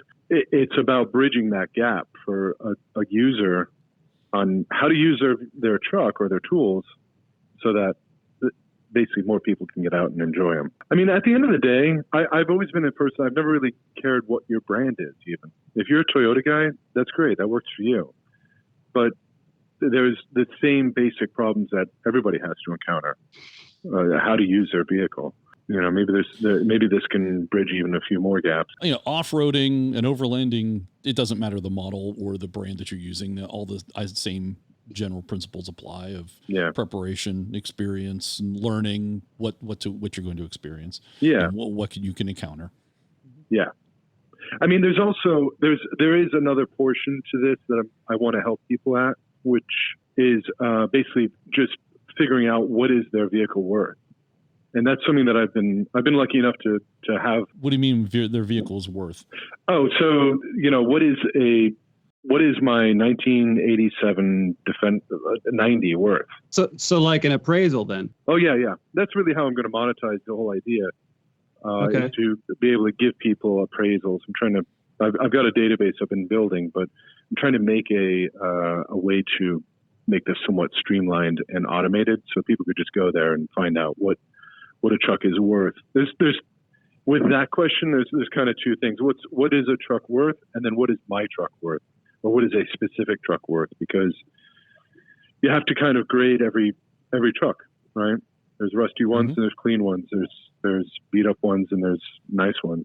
So it's sort of like, what's the market value of a truck, and then where does a truck fit in that valuation? So if I were to, your ultimate plan would be I could go onto the website, punch in that I have a 1980, a Series 3 XMOD 109 and FFR, and you maybe give mileage, some of the additions and changes that have been made to the vehicle, and then I would get some sort of valuation. Yeah, exactly. I mean, the ultimate dream is to have that automated. What I have right now is a database that I have to touch, but I can still do that for people. That actually would be kind of a valuable thing in the community too, if you're looking to sell your vehicle.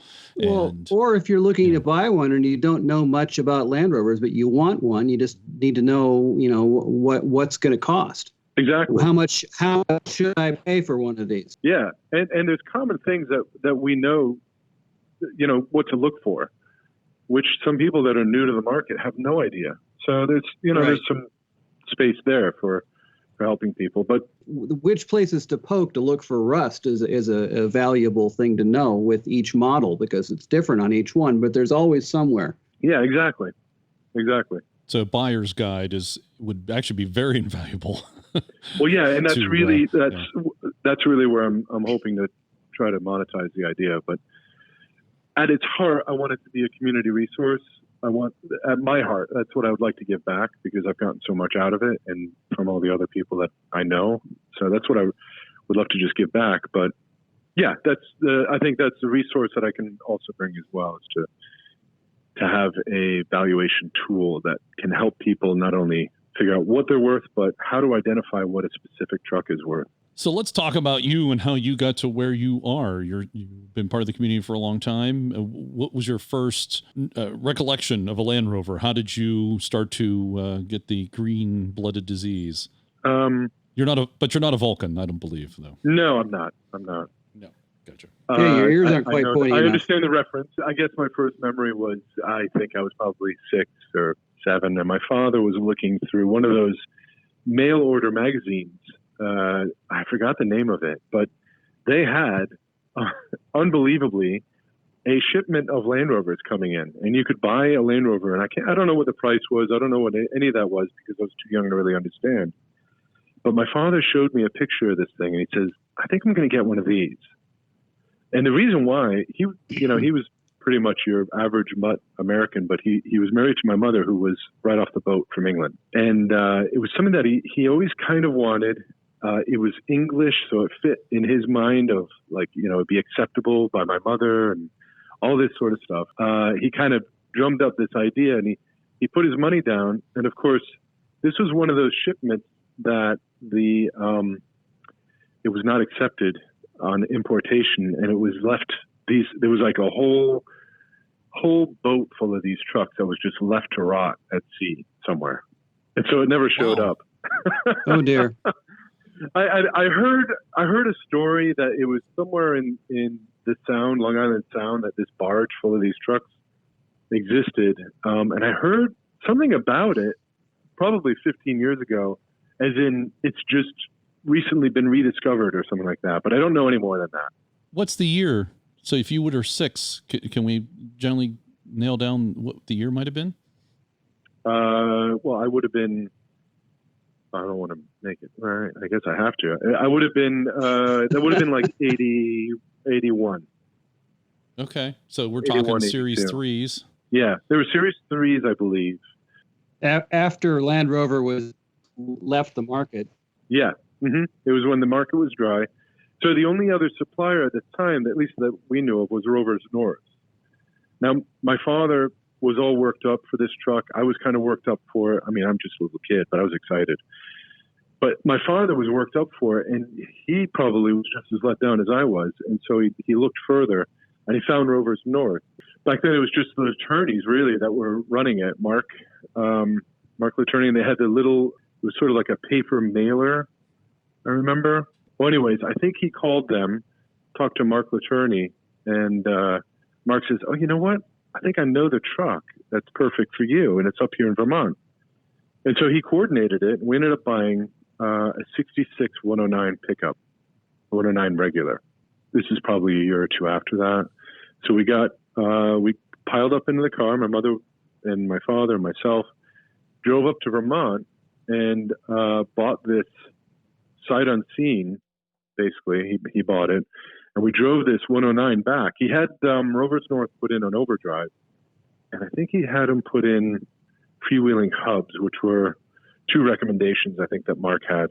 And of course, they serviced it, put some oil in it. But it was a great truck. It was a truck that I guess came from Africa or South Africa. It was an ex-military truck, but it had no military damage. It was probably a parade truck for all we knew, because it was just in such good shape. There were no dents or anything in it.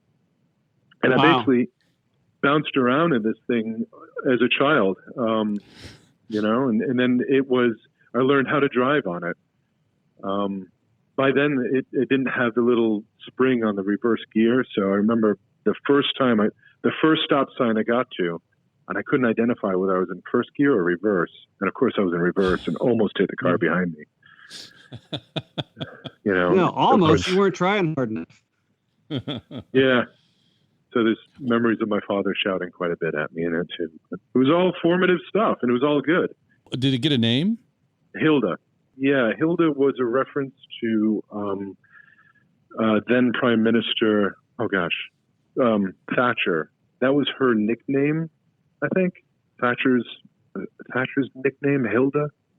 Yeah, Margaret Thatcher. Something that he told me. I didn't know any better. So yeah, it was Hilda, and I actually still own that truck. Oh, that's fantastic. How's it run? Well, here's the thing. I started a frame over on it years and years ago. I think we have an episode name. Here's the thing. Here's the thing. But, quite honestly, I had a house burned down all around it. So I lost a lot of the body parts. I lost a lot of it. I've had to reassemble a lot of the missing parts. I actually have it as a running, driving thing, but I've now disassembled it again to redo it. And it's one of those projects that I started this 20 years ago. And what I've done is the very thing that I warn my customers against, which is I have now got well and truly ship fitters disease. And, it's that thing that once you're in there, I might as well. Yep. So, I put it together, got it driving, but I never registered it because I had I had a lot of other stuff going on. And so now I've disassembled it again. I'm redoing everything. And I really don't know why I'm doing it. I know I shouldn't be doing this, but it's one of those things that I think it happens to the best of us. So, well, it's important to you. It's your original connection to your father, connection to your family. And I think it's completely understandable. Where did you guys living at the time? Was this like New York up to Vermont, or were you No. So, I grew up in Connecticut in a little shire called Reading. What did your mother think of the vehicle? Did that go well? She was quiet. I think she liked it. I do think though that first time she rode in it, I thought, well, that was good enough for her. That was enough. Yeah, yes, that was enough. Yeah. Was this your family's main vehicle, or was this a secondary or third vehicle? No, it was a secondary truck that. I didn't grow up with my parents weren't really all that well off, so to have a second car for us was a big deal. But it was something that my father would take it to work. He would take it to work more than not, but it wasn't his everyday transport. It wasn't his everyday car. And it ended up, as these sort of things do, it kind of fell into disrepair a little bit and became like the garbage, you go to the dump with the truck. And it was one of those things that wasn't loved as much as it should have been. And the chassis rotted out, and of course, it needed some mechanical repair. And that's how I started on the frame over. And so Hilda is still with us. You're keeping Hilda generally around and alive, and that's good. What's the next Land Rover that you encountered, or maybe one that you bought, or your favorite? Maybe you have a favorite one. I guess the next one would have been, so I had Hilda, and I used Hilda through college. In high school, I learned how to drive on it. And then after college, I started working, and of course I had to drive real far away, and I had I can't remember what it was. It was so boring. Some sedan of some sort. But I kept Hilda, and it was one of those things that became like the garbage run truck again. And later, so I had started my professional career, and what happened was, quite honestly, it was 9/11 happened. I was working in Manhattan at the time, and I also had this. It was what I considered at the time to be a wonderful Audi that made you feel wonderful to drive, but I also felt like just about everybody else on the road. And of course, at 100,000 miles, the turkey timer went off on that thing, so everything just sort of went wrong at once. And with 9/11, I kind of took a step back from everything I was doing, and I said, what am I doing? Why am I trying to be like everybody else? I'm not really happy with what I was driving. I wanted something else out of work. I wanted to sort of expand a little bit. And so I said, you know what? I need an old Rover again. And the truck that it ended up being was a lightweight that I found on a failed eBay auction. And so I found this truck. I kind of fell in love with it. I reached out to the seller and I said, are you still interested in selling? He says, yeah, but I didn't get the price I wanted. And so I started talking with him, and we negotiated a price, and he was down in Florida. He was happy with the price. I was happy. And so I got a one-way ticket and flew down there and drove this thing back. So it's sort of like my second experience, not really sight unseen because I saw pictures of it at least, but, I hadn't put my hands on it, but I basically had bought it. I flew down. He let me use his plates to drive it back. I remember that. And I drove this thing from Jacksonville, Florida, all the way back home to Connecticut. And that started me back on the path of this lunacy of driving these things across country and all over the place. And actually, that little lightweight has been an excellent truck for me. It's been so good. I've had that thing practically coast to coast a number of times. I've had it up in the Northern Territories, Canada, sunk it everywhere I can. I've driven that thing all over the place. It's been a great truck. I've ridden in that truck at Amar once. Yeah. I think I remember that. And that was I was just on my way back from National Rally that year, where they had it in Moab. And I'm not sure if you guys have been there, but it's kind of another planet. And once you've mastered that, or at least experienced it, it kind of cracks your shell. All of a sudden you realize that you can actually drive. And so I remember going to that Mar, and that was a great event. Man, I just felt like a whole other person. Did you not have a trailer with the rooftop tent on the trailer at that Mar? Yeah. That's my recollection. Yes, I did. Hang on a second. Was it my second Mar that I saw you guys? Yeah, then maybe it was my second Mar then. Gosh, it's so many times. We understand that. We've been there a number of times ourselves. Yeah. That time with the rooftop tent, I think I had Nick Danger with me. You did. Correct. Yeah. Nick Danger was there. Yeah. Scottish Bob was there. That's right. So, and, yep. Mm-hmm. And so Nick kind of introduced me Dave to you Heidi guys. and the kids. Yeah. Yes.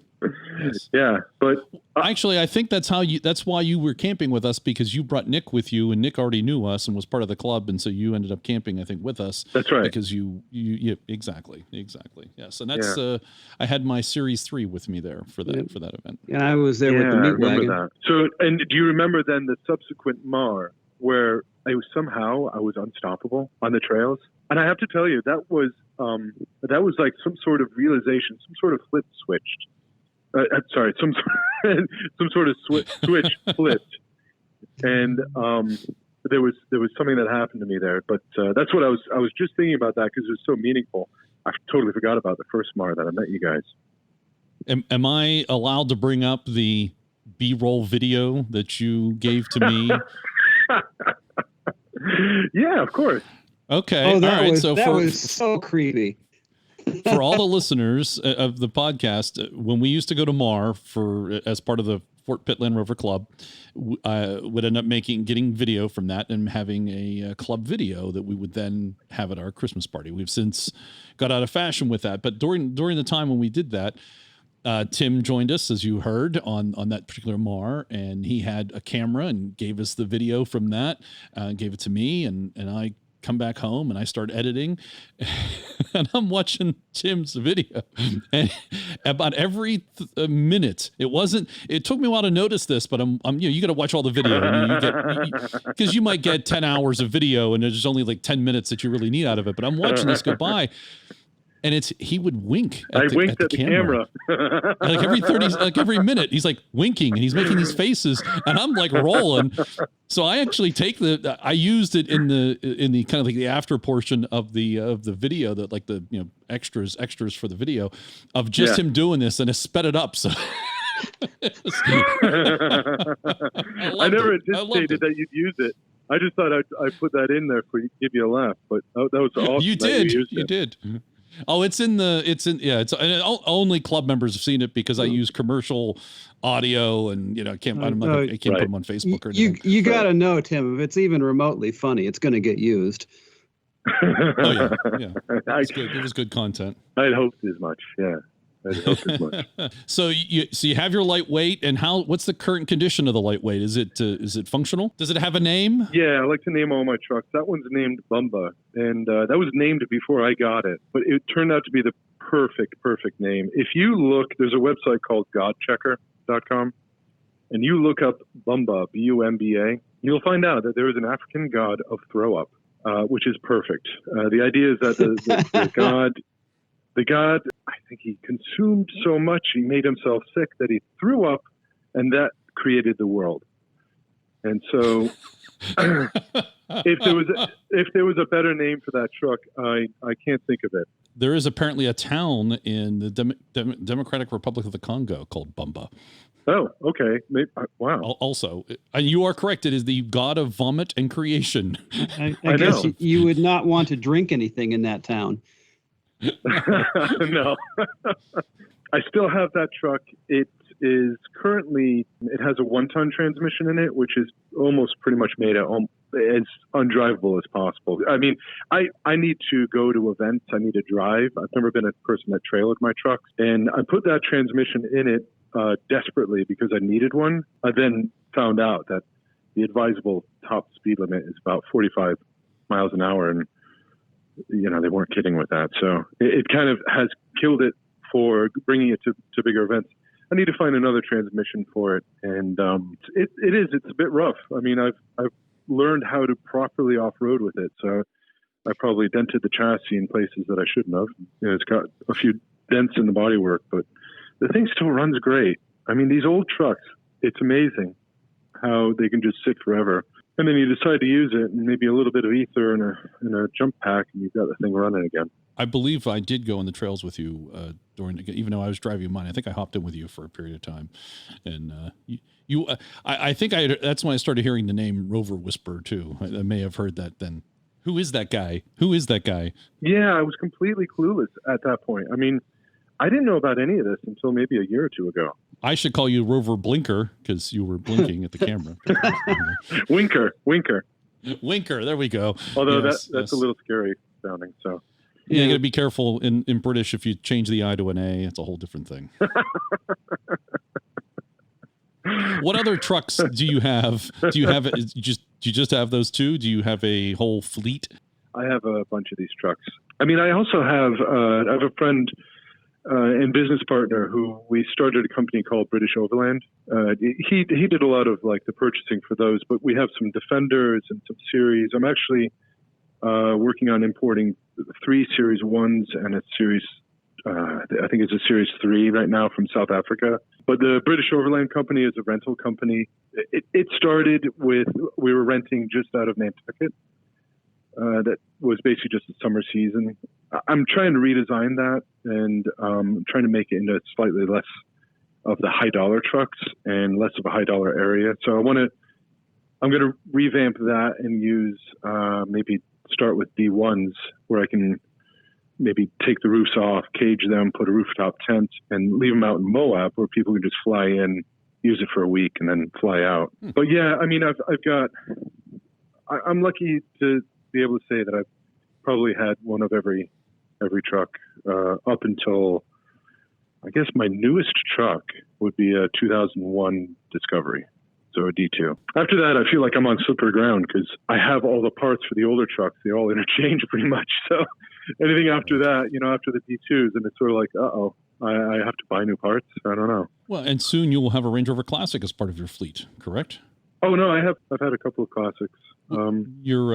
Your fiance's Range Rover Classic, right? Yeah, and that was Hank. That was actually it was an '89 white Classic that she had found. It was almost too nice, and I told her we got to sell it because it was too nice. I mean, it really, and we Tim. did. We sold it we sold that one locally. It later showed up on Bring a Trailer, but it was, when you've got a rust-free Classic and you live in the Northeast, it's just so hard. Mm-hmm. It's so hard to not drive it. So I thought that would have been your wedding car. It would have been appropriate, but I think we figured out. I have another truck that would be a perfect wedding car. It's a Series 1 that I actually have I was talking to you, John. I just have done this mad trip with it. I've driven it coast to coast now. Tell us the whole story of the Series 1 as it culminates at the Maine Winter Romp. Okay, yeah. So that was actually what made me reach out to you to, see if maybe you'd be interested. But this truck is Series 1. I found it in Canada. I actually found it on Facebook, and it wasn't like a for sale ad. It was just like in commentary. It started to show up, and I reached out to the owner. So what this was is a Series 1. It was a ex-forestry truck that did its duties up there, probably fell into some sort of disrepair, and then he got his hands on it. The fellow I bought it from, it was really, he was a great mechanic. He was, when I got in touch with him, I talked to him, I found out that he was a teacher in an auto shop class, and he really knew his stuff. And he rebuilt this truck kind of in his spare time, but it was like one of those loving, as we do. It was a job of labor, of love and labor as well, I guess. But what ended up happening was he fell ill. He became handicapped such that he couldn't drive it anymore.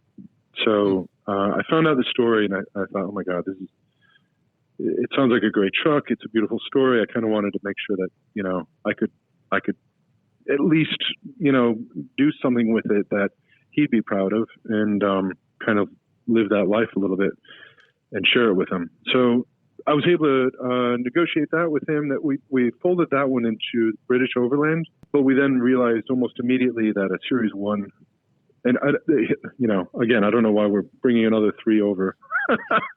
They're terrible for rentals. But it's part of that. We want to make a story and have some fun with these trucks. So anyways, I was able to negotiate a deal he was happy with, and I had him hold on to it for a little while because I just wasn't able to get up there. It was, I think, in February, which is just about the perfect time to fly up to Canada and pick up a truck. A truck that you've not driven before, have no idea how good a shape it'll be in. Right? Exactly. And, at this point, it had been sat for a year. So I flew up there. True to form, it was a beautiful little truck, but it was also covered in like 4 or 5 feet of snow. It had been parked on the side of the road outside of this house in this little village. And it was just outside of Calgary. It was where he lived. So I had to spend a day digging it out. And the village that he lived in. Did he provide a shovel? He did provide a shovel, yeah. He was a lovely, right. He was really, he's a lovely man. He was so gracious. We went out to dinner and all that. But, so I spent a day digging it out. And, the neighbors were all came out to see what was happening because there's that thing. It started to move.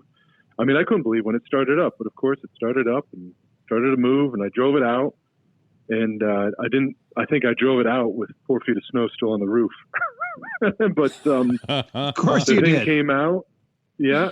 I stayed in the hotel room one more night, and the next morning I set off and headed south, and was able to naturalize it myself where I crossed the border, but I naturalized it myself and then headed over to Seattle where I dropped it off. And that was my first trip with that truck. It was solo, but it was such a good trip. But where you were in Canada wasn't anywhere near like Vancouver. You were a good bit inland, were you not? Yeah. So it was just outside of. So I flew to Calgary, and then I got on another little like pond hopper plane, a little propeller job. The name of the town was Cranbrook, and it's one of these little, beautiful nugget towns that you find in the middle of nowhere. But really, it was really kind of a neat town. It was, if I could say, in the middle of nowhere, for me at least, not having any basis of where that was, it felt like it was the middle of nowhere. I'm looking at the map now. I'm mapping it because I'm kind of curious myself of where it's very close to the American border. Yeah, and it looks. I'm guessing maybe an hour's flight time. There's no real direct road from Calgary, but it's south. It's due south of Banff National Park. Yeah, that sounds familiar. Close to the American border, just north of the Kootenay National Forest in the U.S. Yeah, that sounds familiar. So so you drive it over to Seattle. I assume you do some repairs, and then you get on your journey. You're headed to the Romp. This was a couple years ago. So yeah, I picked the truck up. I drove down, naturalized it. I went to Coeur d'Alene, which was a great town. I found this awesome Bavarian village in Washington. I just happened to stumble across. I stayed there for the night. And then I just dropped off in Seattle and put it in storage, outside storage really it was for a year, until I planned out the next section. And that ended up being my fiance and myself at this point. And we flew out again, picked up little Ben, that's his name. My fiance Sharon had named him that. Drove it down the coast a little bit, and then headed over to Salt Lake City for a convention that she needed to go to, and it was a great trip. The only thing was, having sat in Seattle outside, the exhaust had rotted out, so we had to get that fixed on the road. I was hoping to make it to Ike to get that fixed, but you're not going to do that to your brand new fiance, make her listen to a wide open series at full throttle, all that way. So we ended up getting it fixed. She needs to learn sometime.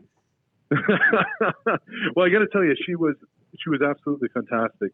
I couldn't have had a better passenger, because not only was she into it, she really enjoyed it. She wanted to drive it, she wanted to be a part of it, and good. To this day, it's all good memories. It's all good. She wants to get behind the wheel again.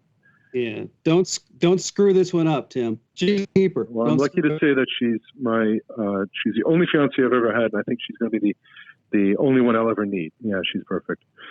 But back to the truck. So yeah, we drove it into Seattle. We had a great adventure. We went and did some wine tasting, and we did all sorts of wonderful stuff along the journey. And then I I have some friends in Moab, was able to drop it in Moab for storage, and I left it there for another year.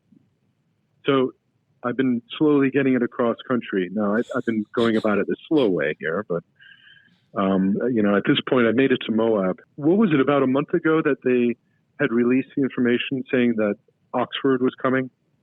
Yes. Was coming to the U.S. It was about a month ago, and I found out, and I was ecstatic because Oxford was part of the first overland expedition that went from London to Singapore, which is one of those stories that if you grew up reading about it, I mean, this is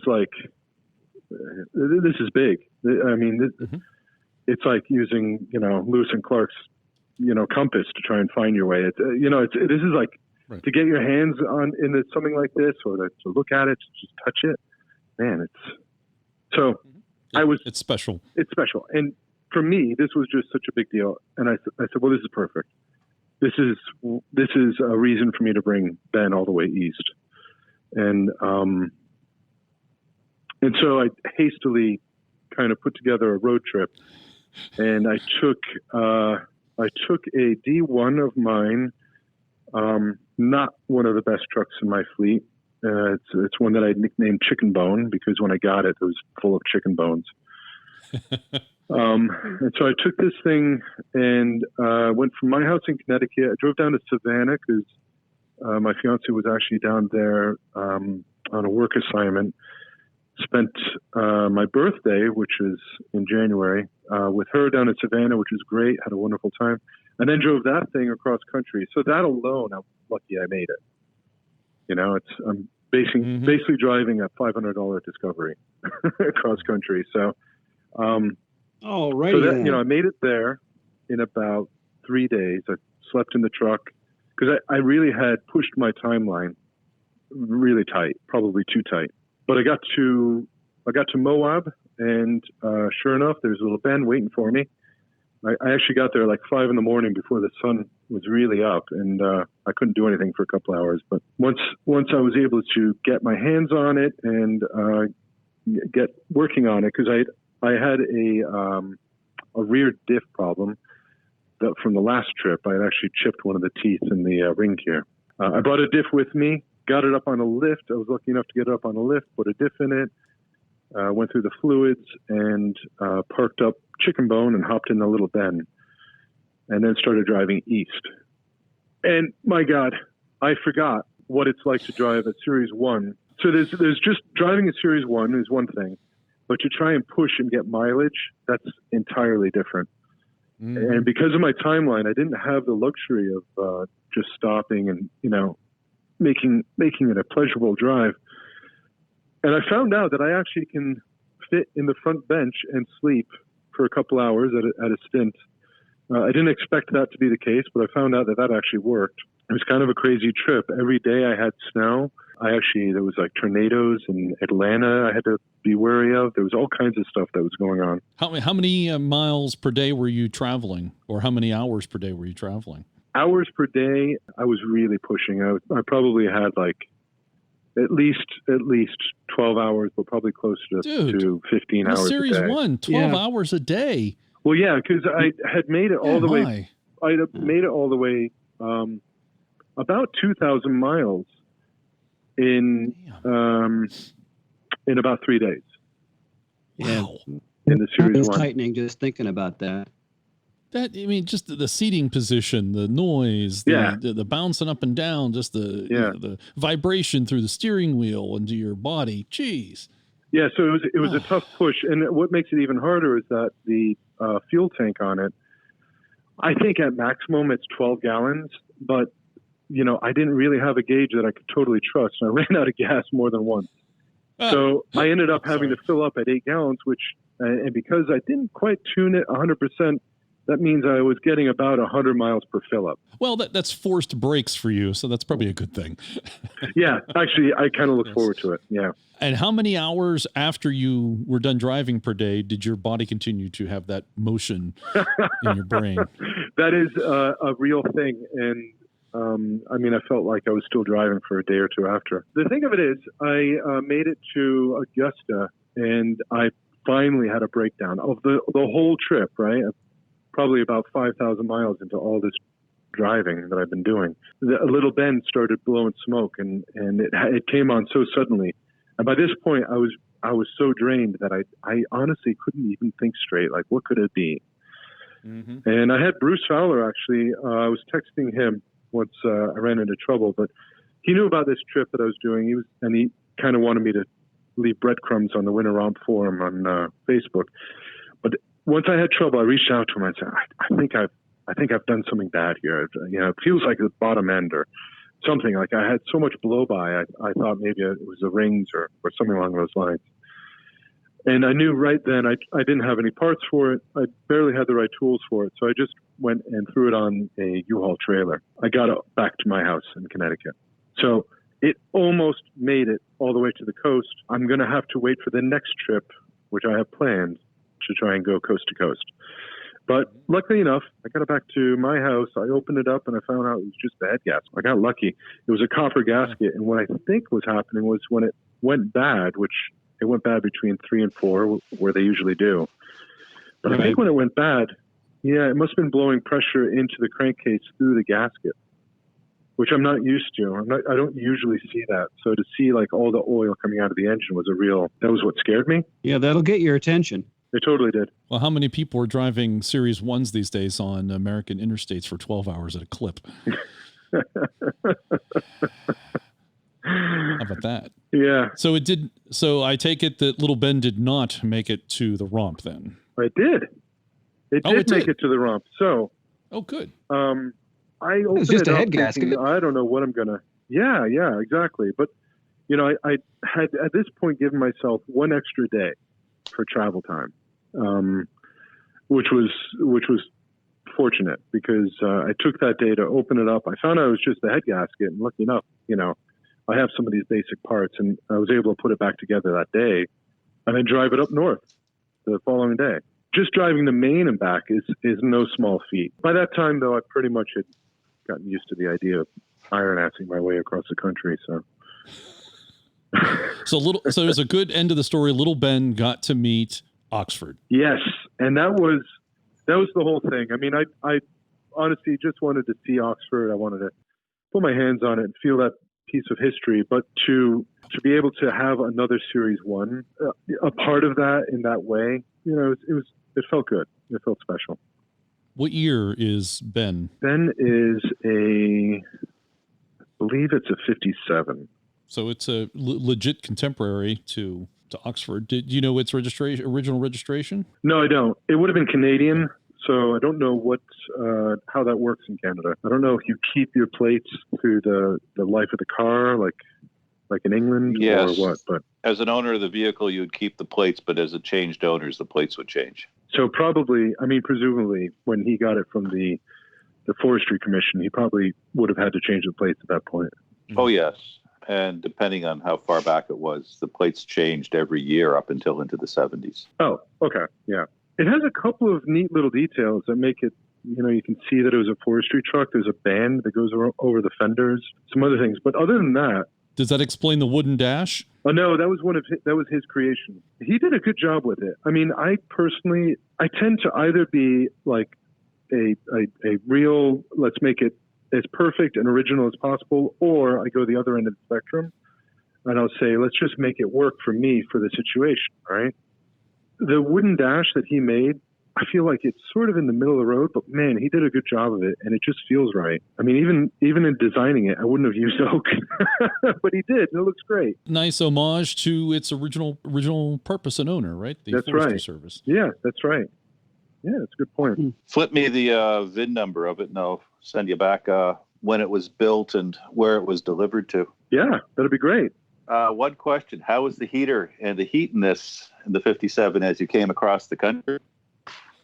Yeah, that's a great question. So here's something I have learned, and this, I mean this wholeheartedly. Here's the thing. One thing I've learned about Canadians and the heat is that they like to have heat.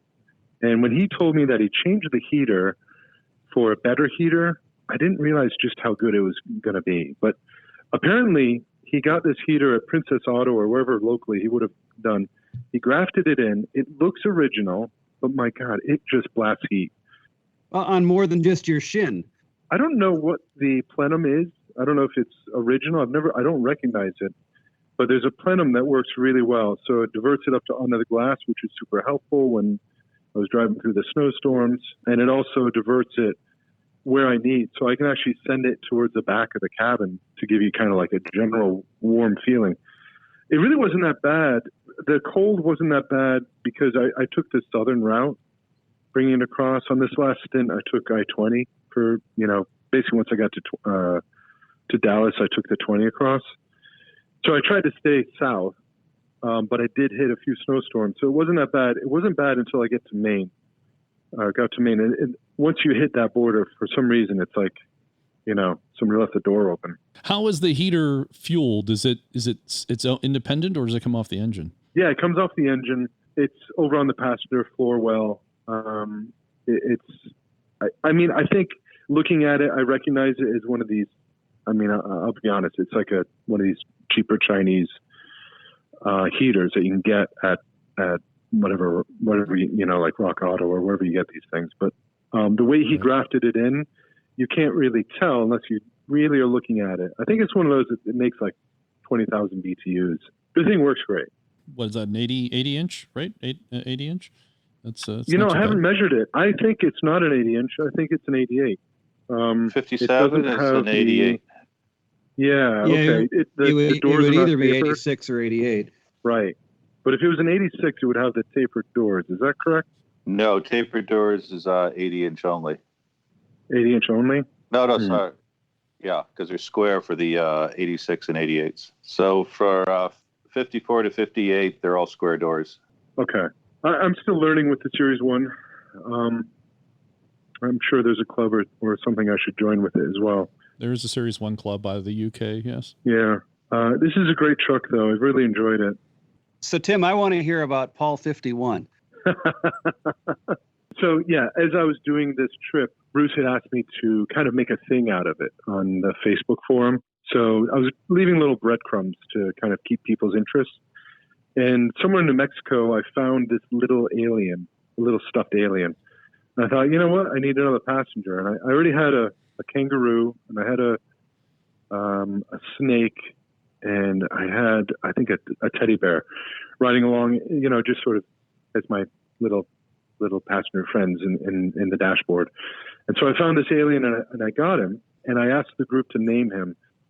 And surprisingly, I didn't get that much response. I thought I'd get more, but one response was to name him Paul. That was me. And another response was to name him 51. And so I thought, well, that's not a bad name. I'll ask Paul 51 what he thinks. He seems to like it. Paul 51 was okay with it. Why Paul, Harold? Have you not seen the movie called Paul? I guess not. Oh, dude. Okay. All right. It's Nick Frost and Simon Pegg as British tourists who pick up an alien on the side of the road in New Mexico. The alien's name is Paul. I don't think. Okay. I've never seen that. I knew it was something. That one either. Okay. You need to see it. Okay. I knew it was something like that, but I didn't know it was Simon Pegg. He's funny. But it was kind of funny when I had to hit the eject button and get the U-Haul truck and the trailer to bring little Ben back. I didn't ask for it, but the U-Haul truck itself, they have like different advertisements on the side, and the one they gave me was the one that had the alien on the side, and it had like a stamp from Roswell or something like that. New Mexico state truck, huh? Yeah. I thought that was kind of a funny coincidence. With Paul on the side of the truck. Right. It turned out that Paul was more helpful than I thought. Tim, thanks very much for coming on the podcast, telling us your stories. These are really cool because I've known you for a long time, and I wanted to hear some of these stories and certainly hear about the Series 1. I know you told me about it. It was coming up, and it's good to kind of close the loop and hear that complete story. Yeah. How do people track you down? Where can they find you? What's your suggested recommendations? Aside, I know you have a Facebook page. I don't know if you want everybody to go visit your Facebook page then. Well, there's somebody could look up Tim Smith, but I don't know how many of me there are out there in the world. 51. There's also, there's also on Facebook, I've created Rover Whisperer, which is a page that I'm going to be putting more content on. And then, of course, the website, which I'll admit right now is a bit thin, but it's something that I'm working on to fill out. So hopefully I'll be able to find people there. They can find me there and learn new things together. Well, thanks very much, Tim. Again, really appreciate it. And hopefully people will see you out and about and can say hi to you and connect with you and good stories. Thanks so much. Yeah, I love having a good fireside chat. So I appreciate the opportunity. I think it's exactly what this was a nice little fireside chat. Although we've actually had fireside chats. So that's we can close that loop too. And that was the reason for the podcast. It was an electronic fireside chat. Oh, right. Exactly. Yeah. Exactly. Perfect. Yes. All those times at Mar sitting around the fire talking about the trucks, that was one of the impetuses for the podcast itself. Cool. Yeah. Well, hopefully there's a good, a little bit in there that you can use. So I think just a little. We'll get a minute or two out of it. Thanks so much, John. Thanks so much, everybody. I really appreciated a time to chat and tell some stories. So I really appreciate it. We hope you enjoyed show number 83 for February of 2020. I want to thank Morgan and Harold and Dixon for helping us out on the show as usual. Thank you, gentlemen. Yep. Your $10 is in the mail. Oh, each of us gets $10 now. No. You have to split it up. It's basically take $10, take your cut, send it on to the next. So I get to hold the $10 bill this month, and then I have to send it to Morgan next month. He gets to hold it for a month. Yes, exactly. Perfect. Exactly. That's exactly how to do it. Perfect. I like that plan. Also, thanks to Tim Smith, the Rover Whisperer, for coming on the show and giving us his stories of all his cool trucks. I mean, really, those are just, he's got cool stuff. And the adventures that he has with them. And also thanks to the One True Packs for his continued production support. You can visit our website, Centresteer.com, to listen to previous shows and for show notes, which have links to the stories discussed in today's show. We're part of the 4x4 Radio Network, and I invite you to check out the other 4x4 related shows at 4x4radionetwork.com. If you're not a subscriber to the podcast, please do so you can get the show automatically, whatever podcast application you choose to use. I personally use Overcast. From what I can tell of our stats, because I was looking at them recently, I think a lot of people use Google Play, and it's not called iTunes anymore. It's now Apple Podcasts. Whatever you use is fine. A number of people, I'm kind of surprised, that listen to it right from the website. They do a direct download and listen to it right from the website. I do that sometimes myself. But if you want to take it with you, it's best to get a podcast program application that you can put on your phone or something and take it with you. If you want to listen for the 2 or 3 hours that Serge talked about. Yes, Serge, see, we can talk forever and ever. Yeah, hopefully you've got a long commute to work. Or you're driving across country in a Series 1. Yeah, well, of course, you can play a whole bunch of episodes in a row if you're doing that. You won't hear any of them. You won't hear any of them. You can play them as long as you like. You're never going to hear them. But you can play them. You can connect with us on Facebook, Twitter, Instagram, and email. You can directly support the show at www.patreon.com/Centresteer. Thanks again to Bob Steele for being our latest Patreon supporter. Thanks, Uncle Bob. Now you can also buy us a tea and to give us directly support the show. You can show your support for the podcast with a t-shirt or a sticker. Just go to our website and click on store from the menu. Thank you for listening. We'd love to hear from you and what you're up to in your Land Rover. Until next time, I ask you to share the show with one other Land Rover enthusiast. You may now resume your important things.